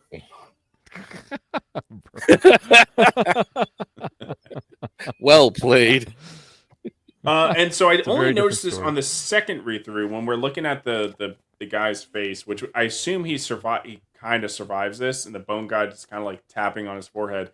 You notice his right eye Yeah. is Yeah. is like I didn't notice that in my first read through, so it's very Yeah, I'm wondering I guess if he's being he's taken being over possessed. by the bone god. Yes, he Yeah. was spared. It's clear he looks fine. He's covered in everybody else's blood, but he's intact. And then he's like chosen by this thing, and that's his eye switches there. So it's like, oh, okay. And I think it's because as he's walking in here, he's like, oh, you don't understand. This is like a great place. It deserves reverence, and we're gonna have all this. And I think it picked him because he had faith, whereas everybody else was there for not. That's what Not I was there for the trying to bone figure god. out. Like, why did it pick him? Why did it like? Because I was like looking back, I'm like, did they all like commit some sort of like sin? I think they just weren't there for the bone god. They were there for other reasons, and he was into Yeah. like he was like this temple's like a fancy place. You whatever's in here is amazing. I was really trying to read into it, and I couldn't figure it out. And I don't know if it's because it's just randomly picked him, or if there was like a very specific reason it picked him. I think I'm sticking with my theory. I think it's just because he had some like reverence for the place, and what was in there was everybody else was just like. But he kept on. But he was the one that cash or- did the digging and everything like that. the digging. Well, he's the one that like ordered it. Exploding. He's funding this whole thing. He is, but he's not the one saying, "Yeah, use the C4. Let's just blow this up." I think he's just more. And I mean, the bone god, he doesn't know this guy necessarily. He only sees him coming in, and out of all the people in the group there, he's like, "Oh, they're all in it for personal gain, more or less," and he's not. Yeah. And so the bone god being like, "Who is these people in my house? Oh, that guy seems all right. We'll just possess." I think him. it needed to be more clear. Like I know I that thought- you want to okay. leave that to like a mystery, but I think it's too unclear because it should be to the point where like you miss on the first or second read through, but like once somebody points it out, it should be like clear after somebody points it out. You know what I mean? That's how I feel. Be like, oh, that's what that's why he said this certain thing or whatever.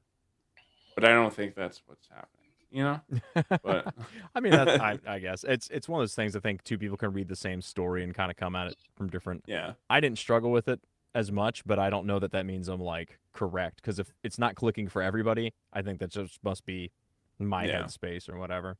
No. But like really interesting, cool thing conceptually to throw into the Rippaverse. Yes. Yeah. Like this is definitely way different than anything we've seen in the Rippaverse. Mhm. Also, it's just like it's really cool though that like Mauler's probably talking to Eric like, hey, can I do a Cthulhu like thing? And he's like, sure, go for it. Yeah. He's like, Well, and that's always been kind of one of the things that people will nitpick on the Rippaverse has been villains, and I like seeing. I think they've been trying to get some focus on the villains. I think the best villains I'd seen so far were in the Welcome to Floorspark Horseman one shot. That was those villains that they had in that book were really good. The I don't know what you'd want to call them, Nazi biker. Oh, that's right. Or whatever. Yeah. They were. I like those. They were pretty good. That was a good set of villains. But I want to see the dark depths of the Rippaverse. I want to see more cool villains. Bone God's showing definitely up. cool. Definitely Yeah. cool.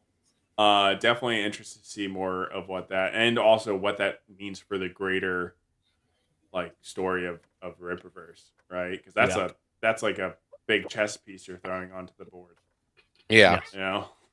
I think we're going to see that in some of the magic characters. I would imagine first we're going to see that probably like Bloodruth, and then who are the other two like bad guys? I can't remember their names. That they had books coming up.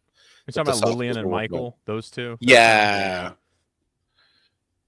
they seem to be a little more on of the dark side of things, the dark magic kind of thing. So they hadn't grabbed our interest, but there's something going on. Yeah. Either way, I mean that's Mauler's story. I think again for a first time published works, I thought it was impressive. I thought it was good. Yeah. We try to be very critical here, as critical as we can be. And I think this was like, I think there's probably some pressure on him too, because like, especially if you're the guy known to nitpick everything to death, like everyone's gonna be like, this is a perfect story. It's a perfect no, but I definitely think it is above average for a first time published work. Like definitely, especially Yeah. I think the Bone God was a cool conceptual thing. So, yeah. Yeah, and I just like how these people are driving you nuts, and then you get that page and they just all blow up. It's like, oh, okay, good. Yeah, well, that's what it's like. The guy Graves, the one who was walking him through, and apparently he's some big famous explorer, and he takes off with the map guy. I love how traditionally Navigator the map guy looks. Yeah, he looked great. like a Savari. Yeah, Well, I think that's stereotype what with was his even, full like, the name? Because sideburn. Graves, like of course the explorer of tombs. His name's Graves. Yeah. And I mean, Right. it was a nice introduction to kind of an Indiana Jones kind of dude that's, out here spelunking in the Rippaverse, maybe a little more. I like that we got a little different take here. This wasn't just an XSEP or a vigilante. We've got it like an honest adventurer now in the Rippaverse. So there could be some interesting stories to be had with that. But as the reader, I felt like my perspective was his. Like you're reading. It's chaotic to read in some of the panels, and all of the other side of the characters are completely annoying and you want them to go away. And that fulfillment at the end where just the room of them blew up and I'm like, you know what, there's actually something really, really fulfilling about this. They're gone now. They're just shitty people and they got they got exactly what they were going for. I guess I would have liked it if there was like some some good red herrings or something like that to be like, oh, like there's gonna be like this big treasure. But like at no point did I ever think there was gonna be treasure. I always thought like they're gonna get like slaughtered. Like from that story's called Bone God.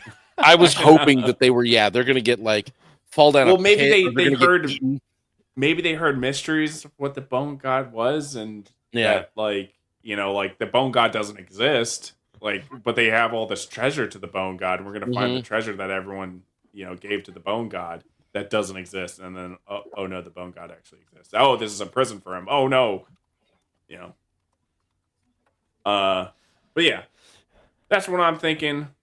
But yeah, I think we said what we need to say about Mauler's story. I think at this point it's time to move on to the next story. All right, which I believe is a Soska Sisters story at this point. Yep, that is correct. Yeah, this is the underdog.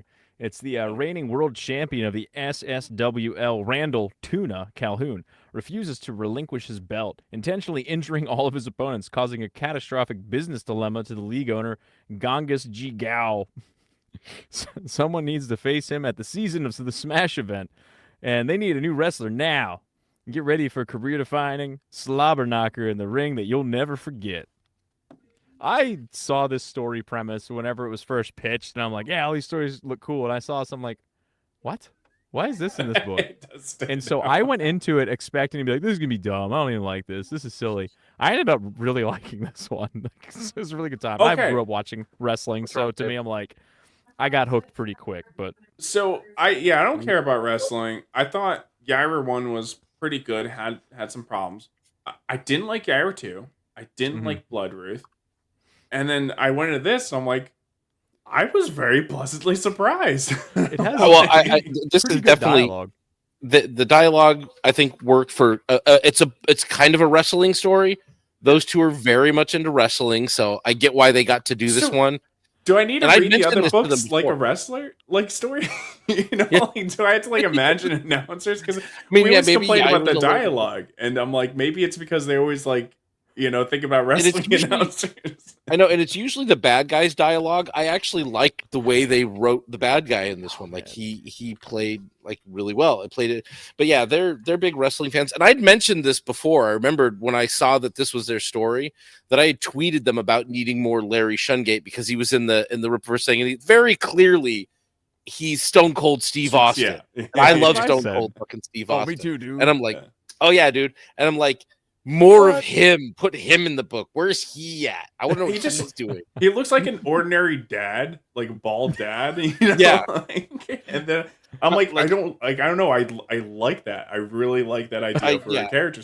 I think there's more to him. I mean, they imply something here in the story that you'll kind of like, okay, he went away for 2 weeks, and it's like, okay, something's there. They're just assuming it's, he went out for 2 weeks for a steroid binge and now he's huge, and it's like I think we find out there's more to it than that, but I think it's I think it's hinted that he's an accept, which probably.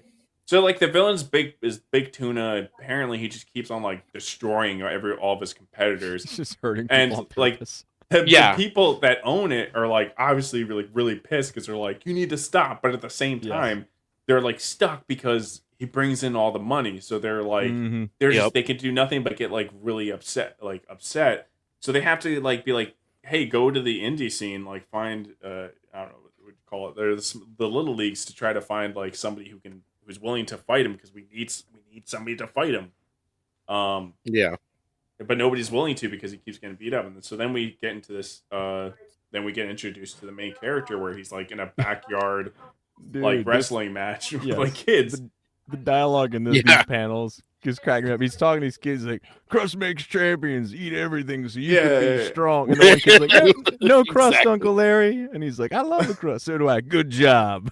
Well, like this my is grandfather awesome. would always like yell at me to eat the crust of the pizza because if you don't eat the crust on the pizza, how are you supposed to get the hair on your chest? You know? Right. Yeah, Everyone exactly. knows that. Real man All eat the kids- crust. Yeah, calling him Uncle Larry. And then like what's the other? one of my favorite characters, the Larry's dad. Yeah. In this, I think all of his dialogue is great in this, and I feel like he's like I don't know, a character just like rooting for him to be like the greatest mentor, you know. And this one panel here, man, this is like unlocked core memory where the kid's like, "Oh, can we watch Uncle Larry?" And he's like, "I don't know if that's a good idea." And he's like, "Grandpa says it's okay, just don't tell your parents." And the kid's like, "Yeah!" As they go run off. I'm like, dude, I remember that moment as a kid where they finally let you watch that thing or whatever. Like, just don't tell your mom. It's like, yes. Exactly. That brought a smile to Grandpa my face. says That's okay. great. Yeah, exactly. So then there's announcers to this backyard thing of I guess their son. What was his name? Golden Georgie Gold. He's like a cross between Higgs from Death Stranding and Gold Dust or something. Yeah. Yeah.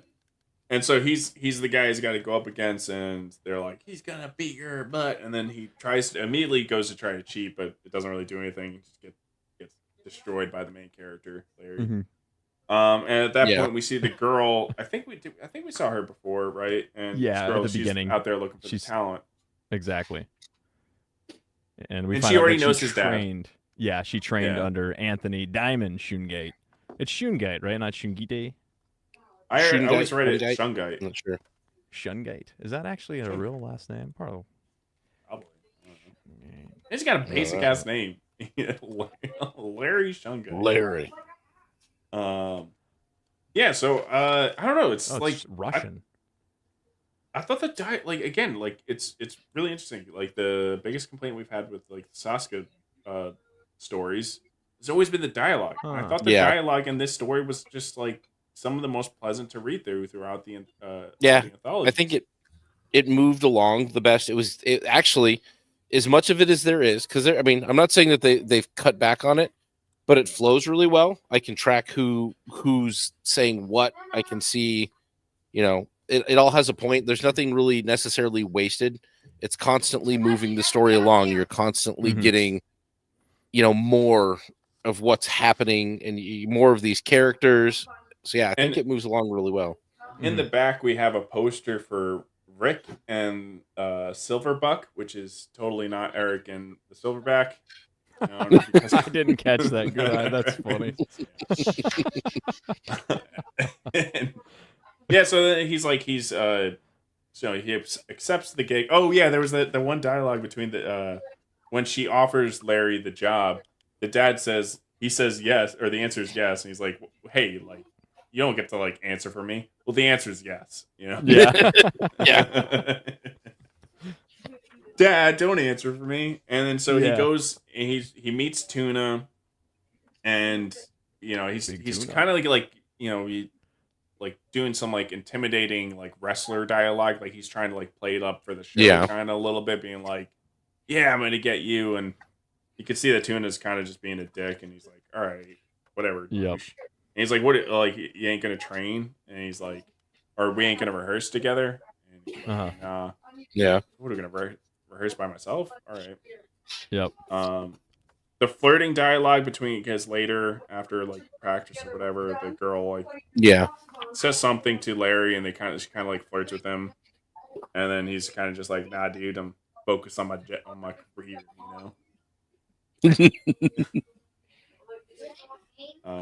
I like that she just doesn't even get out of her like performance gear. The whole Yeah, everywhere she goes, she's just like in the fishnets and the bikini top thing. Like, yeah, white. I just imagine that, like, the Soskas want to walk around like this chick all day long. I kind of got that. Yeah. Yeah, that's funny. That's a good call. And then so we get into the wrestling match, and then like the announcers say like Larry's like the underdog. He's like, underdog? I'm not the underdog. They're like, well, you are now. He's like, okay, Yeah. fine, I guess I'm the underdog. And then some, good action. We got the announcers kind of, saying what you expect them to say, and yeah, Larry just kind of like destroys the dude. I got two nitpicks here. You guys say you're wrestling fans. Savage Dad, you're a wrestling fan too? You said. Oh yeah. Okay, this panel right here, that move that he is performing right here. Okay, it says down here power bomb. That is not a power bomb. Am I crazy? That's more of a choke slam, if anything.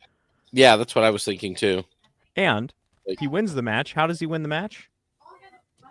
He throws the guy into a chokehold submission right there. And yet, for some reason, I can't see the ref is counting 1, 2, and then he wins. Why would you count if there's a submission? Usually, you throw them the submission if they're not near the ropes. The guy has to tap out, right? So I'm like, does this league have weird rules, or have I just not watched wrestling long enough that this doesn't make sense to me? And I'm like, I thought you pin him on the back for 3 seconds. I'm not a wrestler. Well, he's got him in a chokehold, and a chokehold is a submission move, and you have to tap out. Otherwise, you have to pick the leg up and put your body over there. No, I think I was. So I'm like, I think I was trying to be charitable because he can't really see. I'm like, his head's to the side. I'm like, but couldn't his back be on the? What? You can't. I mean, the best maybe Big Tuna is face down. You can't pin a guy face down. Yeah. You got to roll him over. So he chokes him out, and the ref is like 1, 2, 3. Like he choked him for 3 seconds. You win. I'm like, what? Yeah. So it's a minor nitpick, but I'm like, I haven't watched wrestling regularly in about 20 years, but no, that's a good point. That is. And the power bomb, I'm like, that's not a power bomb. That's a choke slam. Unless his the secret of the tuna high tide power bomb is that it's not a power bomb at all. I don't know. I'm being, but. I used to love watching wrestling as a kid, so reading this, I'm like, yeah, I'm like getting back into it, and he's just unconscious for 3 seconds. 1, 2, 3, he's dead. No, no oxygen currently flowing to his brain. You got him. That's the match. Yep. Match over. I want him to have a cool name too. I hope they come up with one. The Let's Go Shunga. Larry. I'm like, I wanted a better chant. Like, I don't know. Yeah. Larry, something. The Let's Go exactly. Shunga was too much going on, but I like the kind of the shit talking that he does at the end. That very Stone Cold esque. Yeah. Like he's got the belt. This is my fucking belt. I'm believing it.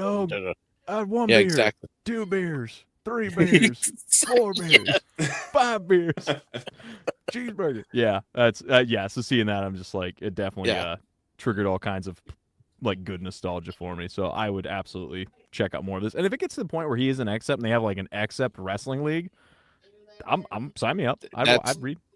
Yeah. Or Isom like gets into a wrestling match for like money because he's like, well, I got an edge on everyone and I really need money, and then all of a sudden he has to go against Larry. He's like, what? No. And then Bone God shows up. Well, I mean, and Larry showed up in Isom. I wonder if there's a tie, because that's where we first got to meet Larry, was in the Isom book. I'm wondering 2, I think, right? Is there some tie between Avery and Larry that we don't know about?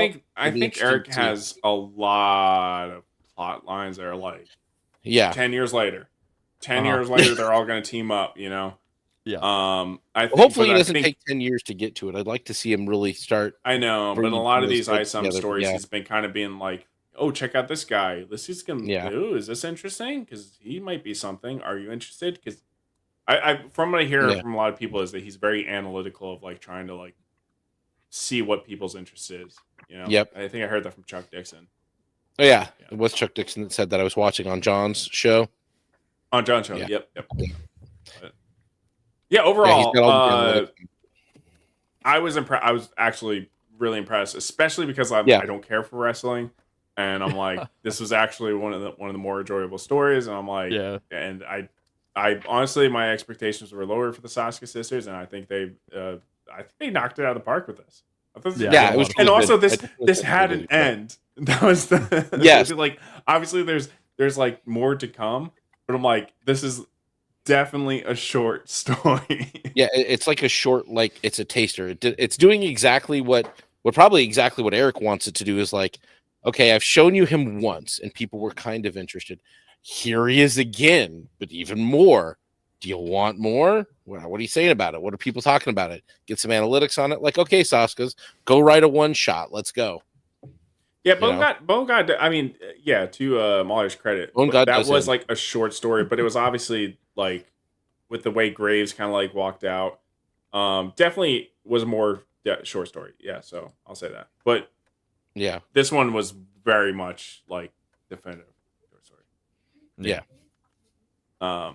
Whereas in Bone God's like introduction to a character. Now, if you were to say, "Hey, here's Larry Shungite. He's a wrestler guy. Like, is this guy pique any of your interest?" I'm like, no. What? Yeah. And, but after reading this story, I'm like, okay, I'm kind of in. I kind of like how boring he looks. You know? Oh man, it's cool that it hooked you too because I'm with Savage Dad. I saw him like, yo, it's Stone Cold. I'm in. Like, I'm sold. Exactly. Like, it's Stone Cold. Cool. I'm just gonna pretend it's him and hear it in my head, and I was on board immediately. So it's good that even if you don't have that, it's still enough there. It'd be better if they called him like Rock Freezing or something like that. Well, there's already a The Rock, you know. So if he's The Rock is also a wrestler. Yeah. I don't know. I don't have anything clever off the top of my head. I keep thinking back to if you just be like, yo, Bone God was such a good story, meaning a Bone God shirt, and then you're wearing it around, and people are just like looking at you like, what's so wrong with this guy? How about Pebble Chili? Pebble Chili? Yeah. That's the toughest name I've ever Boulder heard. Glacier. Oh right. Man. Well, that was that story about the Soska Sisters. We're now moving on to the final story of the anthology, which is by the Critical Drinker. It is Will Jordan. Little poosh. Yes, little pooshy. So this one, it cracks me too because the guy in the other story was Kane Hart, and now we have another Kane. I'm like, okay, it's spelled differently, but pronunciation is the same. So Kane might be the world's greatest assassin. His reputation precedes him, as there is no target he cannot eliminate and no job he won't take on. With an exceptional skill set that places him several steps ahead of his prey, when you enlist this killer, the job is as good as done. But when Kane is hired to kill the unkillable, a god, walking amongst us, has he finally met his match? Yeah, so I mean, Kane's obviously going to be a popular name to use for these type of characters because Cain and Abel, first murder. Yeah, I get it, but I was just like, I don't know. So what if his name is like Greg? It's Bill. Like, watch out, Bill's coming for you. So the Critical Drinker, he obviously very critical of stuff like Mauler, but he has a lot of published work, right? Yeah. So he has a bunch of his first comic, but as far as I haven't read any of them or anything like that, but he's done, I think, couple books, and also he a movie that was based off of a book. Well, I think it was just, I don't know how much he had, if he had anything to do with the movie besides the fact that it was based off his book. But Joe Sniper, yeah, that's a great name. Did anyone else read the story and in his voice when it starts up? You think you don't know me? I was constantly reading in his voice throughout this. I was hoping it was going to end with a "That's all for now. Go away now," or whatever. Go away. Go away now. It's the last line. But basically, what I'm saying is expectations were high because for sure. Comic or not, like he's got story writing experience, so I'm expecting story, right? So we're introduced right off the bat. We're getting this inner dialogue of this very mysterious looking guy, and he's kind of like we're getting the idea that he's a character in the background that's has effect on a lot of things, but he's also, or he has the power to have a lot of effect on things, but he's like walking past things like this homeless guy or some woman getting threatened with a knife, and he's notably not intervening, right? So he's basically hinting, he's like, yeah, I can like change the course of things, and I have the power to do that, but he's obviously choosing not to. And he's kind of become very dull of this power. So he's apparently very powerful. But he's done so much, he's become like bored of it. And then after we're done being introduced to that guy, we have new inner dialogue from this guy with like a kind of a John Wick looking guy, which he's an assassin for hire who's going to what's his name? Darren? No. Yeah, Darren Fontano. Fontano, yeah. And so he's about to be hired. I thought this was the same person at first, but I think that was just me being stupid. No. That's the whole thing. That's what got me too. Yeah, I'm with you. I thought it was the same guy. I'm not an idiot. Set up that way on purpose. No, it's and done I was on like, purpose, basically, awesome. I was gonna be like criticizing because I'm like, okay, well, the thought bubbles are in different color, but the same person. And I was like, that's not good. Well, what I was thinking is that whenever he's wearing his cool trench coat and walking around, he's like in invisible mode, and then whenever he's in like human mode, it changes colors, so you can be like, okay. But I thought I was thinking the same. I was thinking like it was like an astral projection or something like that. But yeah, no, I was also thinking. I also too noticed that the mysterious looking guy was speaking in past tense, whereas the assassin speaking in present tense. And I was kind of like, whoa, that's like you don't do that. You don't have past tense and present tense. But for this, it makes sense. But it led to some confusion. But in a good the way the story goes, it ends up being in a good way. So it was interesting. Yeah. Okay, so Mr. Reese thought it was the same person as well. And so I will say some of the dialogue from Fontano seemed it felt like it was like some of it was like repeated from some of the things he said from ISOM. I have no idea if that's the case. But a guy like this would say the same things to different people, I think. Yeah. Like, whoever walks through the door, he would be very repetitive. Yeah. Yeah. You don't know how great I am. I built all this. I own this city. I own everything. I work hard. Yeah, on its own though, very enjoyable. Yeah, because he always has to let people know that he owns everything. Yeah. And then also want to notice in the back here we have he's got some posters of some sexy ladies. All snow bunnies. And very interesting, Darren. Oh. Very interesting. I was like, where's Pat's going with this? And he's like, gotta kill Yaira. If they can't have her, nobody can. Yeah. Yeah, exactly. So this guy, so Darren basically, as soon as he goes to question him, he has some interesting dialogue, which I enjoyed, where he was like, he starts asking Darren questions about the job. He's like, I thought you don't ask questions about this stuff. And he's like, or jobs like this. And he's like, there are no jobs like this. I'm like, okay, that was interesting. And then Darren orders the guards to try to kill him.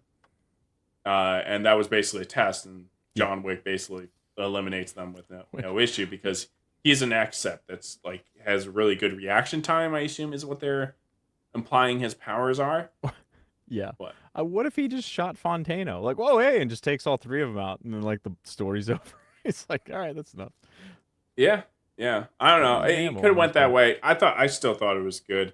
I will mention though, too much of it's like 4 or 5 times in this short story where you get the assassin guy who mentions like, I'm about to kill a god. And it ends up being like a curse word, right? Like somebody curses too many times, it loses the effect. But like if he only mentioned having to kill a god one time, the line would have been a banger. But every time he's just like, I'm going out to kill a god. This is a bullet to kill a god. And I'm like, okay, dude, we get it. Right. Get it. What's up, Isaac? What's up? Welcome to the show. Yeah, and then so after he does that, he's like, it looks like I got the perfect guy. And then he does some recon, and I will say for a short story, for Drinker, I think this is okay. He's able to figure out who Yaira is because his target is Yaira from Darren. He wants to kill the strongest person because if he's capable of getting the strongest person in town killed, obviously everyone's going to be terrified of him. And then exactly get that respect. Everybody respect me. But he figures out that who Yaira is by looking at the fact that she had a fight with Isom, and Isom has a sister that works with her, and he was able to figure out that she's the doctor that works with her. And I'm like, okay, that kind of makes sense. Except now I'm kind of like, okay, but like, why isn't anyone else figuring this out? because they're not canon. They're not the greatest assassin. Yeah. They don't have a bullet to kill a god. Yeah, Yeah. yeah. And so I guess fire bullets would be effective. He's like, okay, she's got ice powers. Occam Razor is probably gonna be fires. She's weak too, which I think was set up was mentioned in one of the Yaira. Was it? I don't know if fire was like a weakness to her. I can't remember if it was ever established. I mean, it's a good guess. He's Yeah. clearly played Pokemon before. He's like, well, it's nighttime. Just need an I gotta incinerator around. kill them all. Yeah. What I don't know, man. I'm thinking if I'm this guy, I don't know. Maybe take it a step further. Maybe like trank her and then put her in like a lava box or something. Like Yeah. just one It does seem incinerator like- around. I'm like, all right, dude. done. Yeah, you're risking a Good lot luck. on that one bullet. Yeah, exactly. Which I mean, Do you know, do some we tests, kinda see- maybe. Yeah, something like Yeah. go accidentally spill a hot coffee on her at least. Something. See how she Today, reacts, yeah. Whoa, A sorry. god was going to die. Yeah. High fives himself. Wait, so the guy's like, the guy who's getting him the gun and the ammunition. What the hell you plan to kill with that thing? A god. And then the next page, today, a god was going to die. And I'm like, if you just Yeah, said you're it right. one time. I just And wanted. I know it's some- I just- mentioned another time before that. I wanted Yaira when she showed after he said that so often. When she shows up later, I wanted her to just be like, "Are you a god?" Just to keep with the god theme. Every Give every it some page. stool. What's interesting too is that starts off and it's got this green filter on everything that they do in like the Matrix to show you that it's the Matrix. Yeah. Then he's talking to Fontano, that's lifted, but now that he's like doing this stuff, it's got that green filter back, and Yeah. that's just that's another reason why I'm like it's the same guy because when he had the green suit on at the beginning, and now he's not in the suit, but the filter's back, and I assume it's just done on purpose to trick the reader.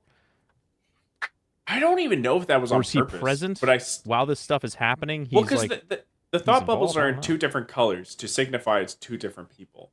So Mhm. I think everyone got confused, and I don't think that's the writer's fault. oh no, I think it's like on purpose. I think that's the whole shtick, is that you Yeah, think I the don't- entire time it's one guy. because when I'm it's the thinking other like when guy. we see him again, and the mysterious guy is like really close to Yaira. I'm like, oh, I'm like, this is his power. Like he's gonna make it so that Bolt's gonna kill her or something like that. Yeah. And so yeah, And so- he's again talking in this like mysterious way about he's like, he knows something's about to happen, and he's gonna have to like step in. Yep. And so he shows that this mysterious guy is able to see multiple futures, and Yeah. he's able to pick a Yeah. future that is basically bumps her out of the way, and the bullet misses. Mhm. And I'm like, dope. I really like that. Yeah. Especially that you have this guy just kind of like wandering around town, deciding Yeah. the fates of all people, and like Yes. what's his MO, Yeah. and especially because he starts with the line and it ends with the line, "You think you know me, you don't," and Yep. I'm like, dope, dope. I love, yeah, And Yeah. they don't even know that he's there doing this stuff. So how do you even like figure out this guy even exists unless he really slips up somehow? Because he does like when he pushes the skateboarders could just fall. Skateboarding's Yeah. hard. The roads Yeah. are probably filthy dirty. You've seen Floor Spark. It's crime ridden. And I'm sure those And I roads mean- are not upkept to the sidewalks. Does it end up even really being a guy? I mean, is it some spirit that we don't see unless it wants you to see it? Like Right. it's a little spectery, maybe. Like what exactly even is he? Mm-hmm. yeah. And then so He's after cool. that happens, after he misses, Yaira goes in the building and drops the guy off. And there's a funny line about he's like, for somebody who's so quick, it sure took a long time to die. Yeah, yeah. that was good. So overall, I think I mentioned my little nitpicks. Besides that, I thought the story was great. Yeah. Like I I, liked was it a lot. like impressed. Not even knowing that he's got the writing experience, I just thought it was great. I thought there was like Mhm. such a cool short story. Again, I mentioned it with other people's story of adding people that have already been established in the Rippaverse. It's more difficult. Yeah. And I thought it's just Yeah. it's cool and a cool world building for the Rippaverse. Like there's just so many aspects of why this was a cool Yeah. story. I don't even know that you need to see I don't even necessarily need to see more of this character. Like this is somebody, it doesn't even necessarily need its own book, but you could maybe you catch a glimpse of them out of a corner of a panel when something happens in a certain book, and you just kind of they're there. It's a little bit like the Watcher, but somebody who's a little more intent as opposed to watching, like somebody who's there kind of more engaged in what's going on in it. And I think it's really cool that they introduce something like that. Like you've got this air of, you know, you don't necessarily know exactly why things went the way they went exactly. What was the reason to save Yaira? Yeah. Because we don't know it's a good thing. We don't even know if the bullet would have killed her. That's the thing. Like, you're right. Because one of the futures he showed was Isom's sister being killed by it, not Yaira. Yep. He never showed a future of Yaira being killed by it. Yeah, I don't know. That's definitely was dope. Evely, anything you got to add to that? Because I think we're gonna wrap. No, I thought it was great. I would just I did not see the twist coming, and whenever I got to the end, I'm like, oh yeah. I put it all together. I'm like, yo, you got me good, and I had to go back and like flip back through, and so it's just because when you're reading, I don't necessarily just read really slow and really thoughtfully. A lot of times, it's just like I'm in the story, like let's keep moving. I got to the end, I was like, no way, and I had to go back, and that's when I started noticing the different colored panels and all this stuff. But yeah, I thought it was really well done. I enjoyed it quite a bit. Okay, awesome. Anything else you want to add to that, Savage Dad? No, I think I definitely agree. This was probably my second favorite story actually in the book. Like I like the introduction of a character like this. Like if I like, I like seeing these kind of just mysterious figures that sometimes you just don't need them explained. I'm kind of hoping they also do a little bit of that with Bone God before diving into it. Like you want to see maybe that the dad at the end of that show up in a panel in Bloodruth or something in the background doing some shit and you don't know what it is. And like I like that this builds something. Could this character be important or be a part of some grander thing or some other bigger story? Absolutely. I mean, I hope so at some point. Like, but I like the thought of just kind of like you got this guy out here kind of, and you don't know, did he just show up in this moment and that's the only reason he was kind of on this plane? If it's a spirit, does he only show up at crucial times? Is he just always wandering around Floor-Spark? Like, you know, it'll be interesting to see if we get to find out more about it. I think the aesthetic is kind of cool. Just a man in a dark hat, like that whole the dark man, mythos that exists out there. I like the play on that because it's definitely. I mean, that's what you're getting there. I mean, that's the man in black kind of thing, the mysterious faceless men in black. So you don't know exactly what their intent is because you don't know. This could have been for the negative or the positive. You don't know exactly what this choice of her fate was. Did it keep Yaira maybe alive at this moment? Maybe. We don't really know. We don't know what the intent was. So I kind of like that there's a lot of like it's a complete story, but there's a ton of unanswered about it. But it still feels like you got through a whole story. Okay. Mm-hmm. At this point, I'm gonna rank the stories. Best to worst. So who's our best? I like the Critical Drinkers the most. Sorry. Okay, you say Critical Drinker. Yeah, Savage my Dad. favorite. Who's your favorite? My favorite was Junk 3POs, but Drinkers. In all honesty, Drinkers and Maulers. We're just doing number one right now. Okay. You say Jay. Okay. Yeah, Jay, yes. Your number one for you. Jay's my number one. That was very interesting. My number one is also Critical Drinker. Okay. I thought, like, especially for the type of story he picked for story is perfect. There were some awesome dialogue moments, and it just, I don't know, it was dope. And I like the idea, the concept it was for the Rippaverse. Number two, who's the second best? I'm going Bone God. Bone God. Bone God. Yeah. Savage Eye. Who's your number two? I think I'm going Drinker on number two. Like I said, okay. I like the doors that character opens, and I want to see where that goes.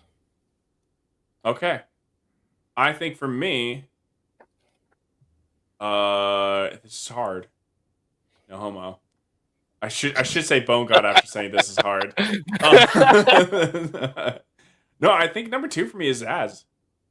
Okay. I really enjoyed Az's. I thought I want to take more points off though because it wasn't like actually a short story, but it was more of a short story than some of the other ones we did. But I think for me, number two is Az. So we got Critical Drinker, we got Bone God. Okay. What's number 3? I'm going Soska Sisters. Larry Soska Shungate. Sisters. The underdog. Yep. Okay. Savage Dad. I'm going Bone God, but it's Oh God. that's Got it. with the art and the story together, man. I don't know. It's very that him and Drinkers are really close for me. Like I liked both of them a lot. Those were both really good. So, but yeah, I'd say that would be Okay. number 3 for me. I am also going to go Soska Sisters for number 3. Yeah. That was a very pleasant surprise. Mention for that one. Okay. All right. That would be in my top 5 for sure. Yeah. Number 4. So I changed this because my original number 4 was different, but after having this conversation, I'm like, I shifted my perspective. For me, number 4 is going to be Cross the Bear? The Drunk 3POs. I'm going number 4. Okay. Yeah. I really like that cover too. For me, number 4 is definitely the Larry Shungate, the Soska Sisters. I had a lot of fun with that. I love how they captured Stone Cold. I think they really got the spirit of the character. I know he's Larry Shungate, but if we're gonna have a wrestling story in here, you need probably one of the most charismatic characters in its sense. Hulk. Since the Hulk, man. Interesting. Since Hulkamania, Stone Cold. Definitely most engaging. So for me, number 4, and it looks like Mr. Reese agrees with us. Way. I am also going to say Drunk 3PO. And I think it loses points for, especially this one, loses points for just not being a full story. But premise interests me, and also had the scene with the most emotional impact out of all the scenes. I think it had. Well, I think there were 2 good scenes for like an emotional impact, like the idea of like a cyborg's like trying to pray, like who am I? What am I? That I don't know, man. There's something that really that hits very differently about that. Like this is it could be building up to be a very interesting take on kind of a cyborg. Well, that's the thing. It could be. could be. Yes. Again, all of these stories could be. Is kind of the theme here. Yeah. All right, number 5. I'm going with, and not. I very much enjoy this story, but I'm going with Az's story, and it's not that it's. I thought it was very good, and I understand why you would put it higher in the rankings. To me, the only reason I put it 5, it's just I know these characters already, so it was cool to see them again and introduce some new aspects to the world. But I like the new characters being introduced a little bit more. So for that reason, it's 5. But I enjoy it. I kind of like. I put mine higher because of those reasons. Because it's just like I felt like it's just more of a challenge to do that, and that's fair. But Savage? Yeah, I'm gonna say mine is also as a story. Like I love the scene when she's just like lighting up here, breaking out the cigarette. I'm like, okay, we're definitely not we're playing very different than you see in comics in a while. I love how she's like shitting on Ingrid for crashing their base. Like I like the detectives just kind of like being like this near cat fight between the 2 of them going on. This very low level disdain that for no reason existed. They're just being bitchy at each other. And I liked it. I think that Az did a very competent job of taking on somebody else's character and kind of, not necessarily making it his own, but managing to tell a very compelling story with just that member of Alpha Flight as well. Like if he got a one shot on this and was just telling kind of her story, and maybe we got to actually Alpha Core, not Alpha Flight. Damn it, too many alphas at the beginning. But I would in here, you know what I'm saying. But like if this was a whole 64 pager, I'd be there for that. I'd want to read that. Just the one shot of like Ingrid and this detective lady doing a buddy cop story at the end. They're like, kind of against each other. They're at odds and butting heads. And at the end of the day, they get along. Like, I think there could be a really interesting story to be told in fleshing the whole thing out and seeing where it could have gone. But like you said, it wasn't exactly a full story. And I feel like you could have just done this in a 64 pager, had a few, cameos pop in. And I think it would probably do pretty well. Definitely interesting. So, Fatal Crest says, as normal cops just wanting nothing to do with Ingrid makes sense. Oh, makes sense. I thought you said does. What was I going to say? Doesn't make sense. Alpha I assume you're saying Alpharetta.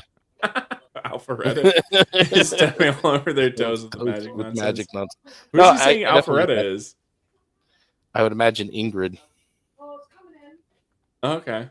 It's She's yeah.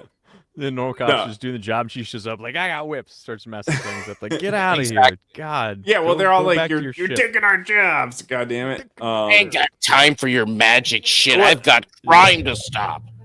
Well, I was getting confused because Bloodruth is the actual match. But the no, I mean that was a theme too in Alpha Core too, because like Brian Solari getting like not being able to save people, you know. Yeah. I thought it was really good how it kind of connected that. But my number 5 is probably going to be an unpopular opinion, but it was Bone God. And yeah, I think it's like there's a lot of interesting there, but I knew how it was going to end from the beginning. And what I like most of it is what it means for the Rippaverse, but not necessarily the short story. And I'm trying to think of these on its own. Cool concepts, cool stuff, but again, it's too much text, where it's just like it was more distracting than it was really adding. But yeah, I think that's probably going to be one of the more top stories for most people. But for those reasons, I'm out. No. Number 6, which I think we all know what the number 6 is because there's only thing on left from us. So, Yep. which I Sorry, think Eric. is hilarious and ends up being Eric. Right. You know. But yeah, no, it's like I think it's because his was the biggest issue of being it just wasn't a short story. You know, Yeah. it was a premise to something, and it also required you to know something that was going on in ISOM. And I think it's something that he has an idea that's going to build up really good later in the Rippaverse. But I'm like, but this is a short story. You know? Yep. No, I definitely agree. I think that again, I didn't remember the guy, and like looking at him here, I didn't place that, but I mean, I see it kind of now, and just remembering what the character kind of looked like in ISOM. But I'm like, okay, I didn't get that when I first went through it, and it's the like kind of conspiracy thing you've got going on is definitely there's some it's engaging there, but yeah, you just didn't have enough. It wasn't there. It needed to be. Just part of imagine if you something haven't bigger. read ISOM. Oh yeah. If you just got this as like, hey, I'm gonna start in the Rippaverse and I'm gonna get introduced to some of the stuff that may be going on there, which is what you would think a little bit of an anthology kind of would be, where you've got introductions to different characters that may become something in the universe, and you're using this as a gateway. Some of these stories very good at that, but yeah, you're not gonna know what's going on with that one at all. Okay. Well, and so since this is my show, that is the official ranking. Critical Drinker as Soska's J, Mauler, Eric July. In that order, anyone says anything else, they're wrong. You can reference me, and I'll set them straight. It's just how it is, guys. I don't make the rules. It's just the way it is. We went way over the time that we expected to go. Emily, do you want to talk a little bit about Dirty Deeds? Yeah, I'll stick around. If you guys are doing like 20 minutes, I'll probably bail right around. I totally 9:30, forgot to but, mention it to you, Savage Dad, but we wanted to talk about Ripazine number 3 a little bit. I haven't read it yet. Yeah, I haven't read it. Thanks for joining us. If you could just stick around, just hang out if you want. But yeah, we wanted to go over Dirty Deeds a little bit. Oh, well, I don't want to spoil it. Okay, all right, then get out of All here. right, I'll let Thanks you for guys. joining I'll us. let you guys get into it. Yes, thank you for having man. me. Yeah, dude. I'm sorry. The reason I was late is that I screwed up and thought the time change had occurred. I'm in Arizona. We don't do the daylight savings time thing. I just know that it happens Dude, sometimes. Start taking Advil. Stop taking Tylenol. It's kind of the same thing, right, Bat Sauce? No, it's not. It's not. Trump did not say Advil. He said Tylenol. Exactly. All right, you guys have a good night. Have a good night. Later, guys. Man. See ya. Okay. So, I didn't get Ripazine 30 when it came out because Yeah, me neither. I just wasn't going to buy the Ripazines because I have a limited amount of money. And I'm like, yes, they're only $5, but I'm like, any dollar I can save, I'm just going to save. But since with the discount, 60%, I'm like, fuck, I'm going to get it, Yeah. Save that money. And especially since we've met Carol, and also looking at the characters of um, that like just the concept, the drawing of them, like for the cover, or I guess cover, like this image right here. Mm-hmm. I was like, this looks pretty cool. Had my interest, and so I finally got to read it, and I was like, dude, this is the exact story, exact type of characters that the Rippaverse needs. And I've been like, one of my biggest complaints about the Rippaverse is lack of characters with like diverse powers, right? Yeah. Yep. Yeah, and I want to see like there's things that look different, you know, like the opposite of Larry Shunga. Like, You know, it'd be cool if um, we need more characters that they can fly and they're also super strong. Wouldn't that be nice if there's more of those? yeah, yeah, totally do with that because it's like like the personality and the character and everything like that is gonna play more into like how good the story's gonna be. But really, what's gonna capture my interest is like superficial things. What do they look like? What are their Yeah. powers? You know, and I think that It Dirty just Deeds did a really good job of bringing that in.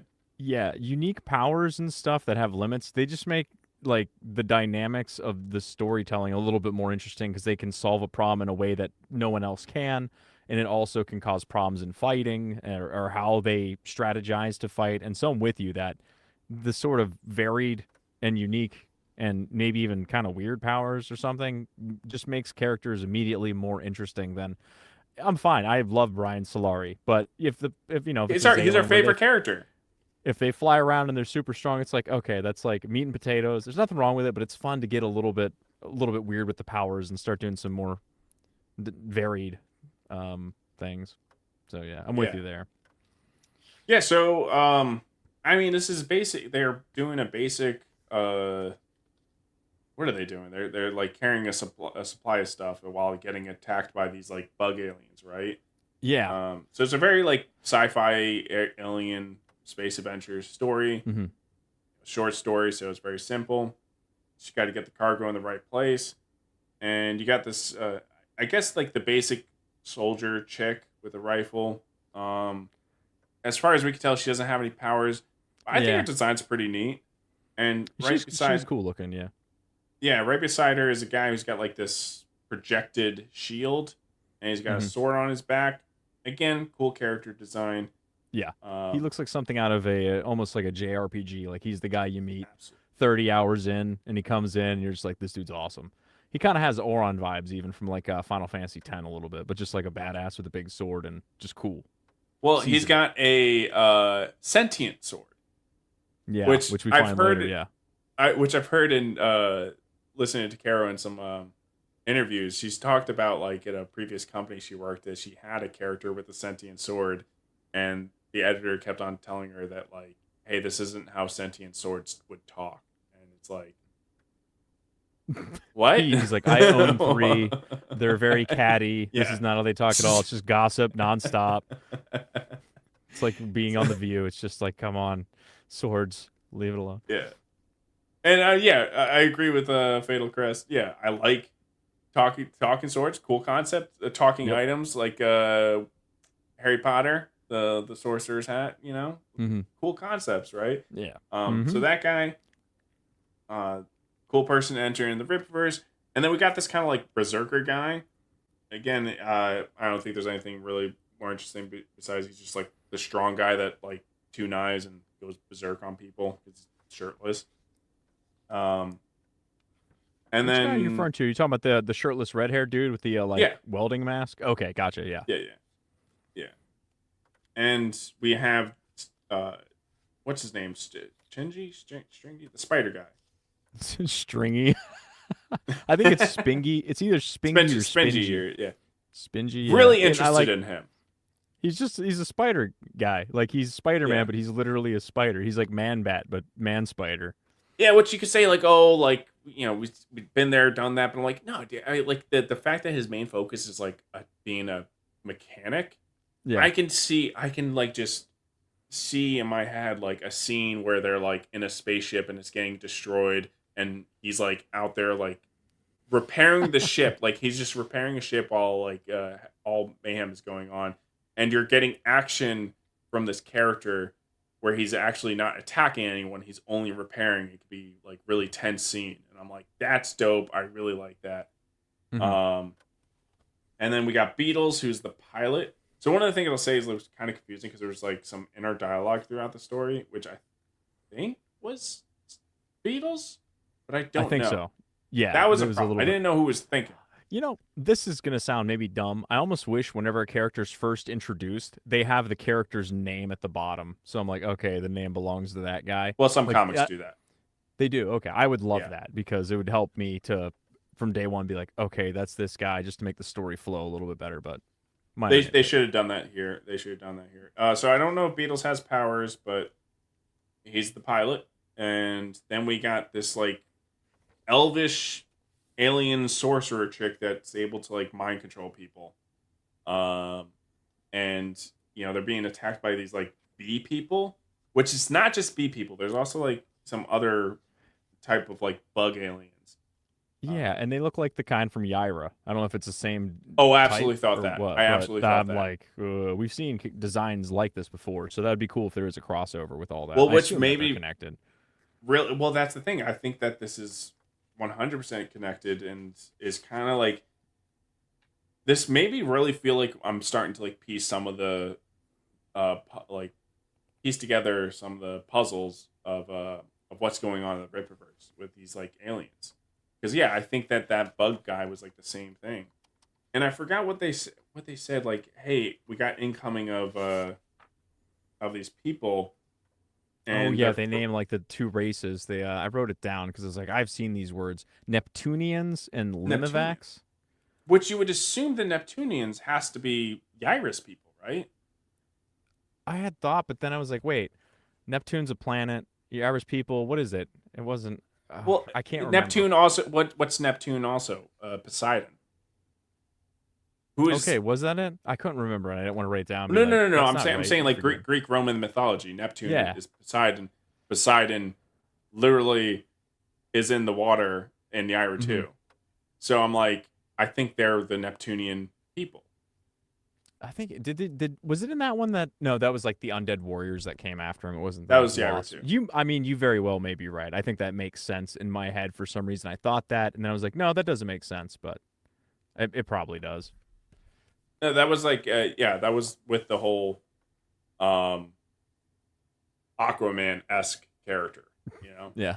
Yep. But yeah, no. So I thought that was like, I think that this is kind of like tying all this stuff together. So it was just like the action scenes were pretty freaking cool.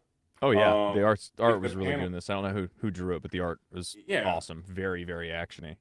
It got It was Evan's it just was scale? so clean. It was so clean. I think the only combat complaint I would have is that the first chick that I mentioned, who seems to be like a basic soldier. Sorry. Yeah.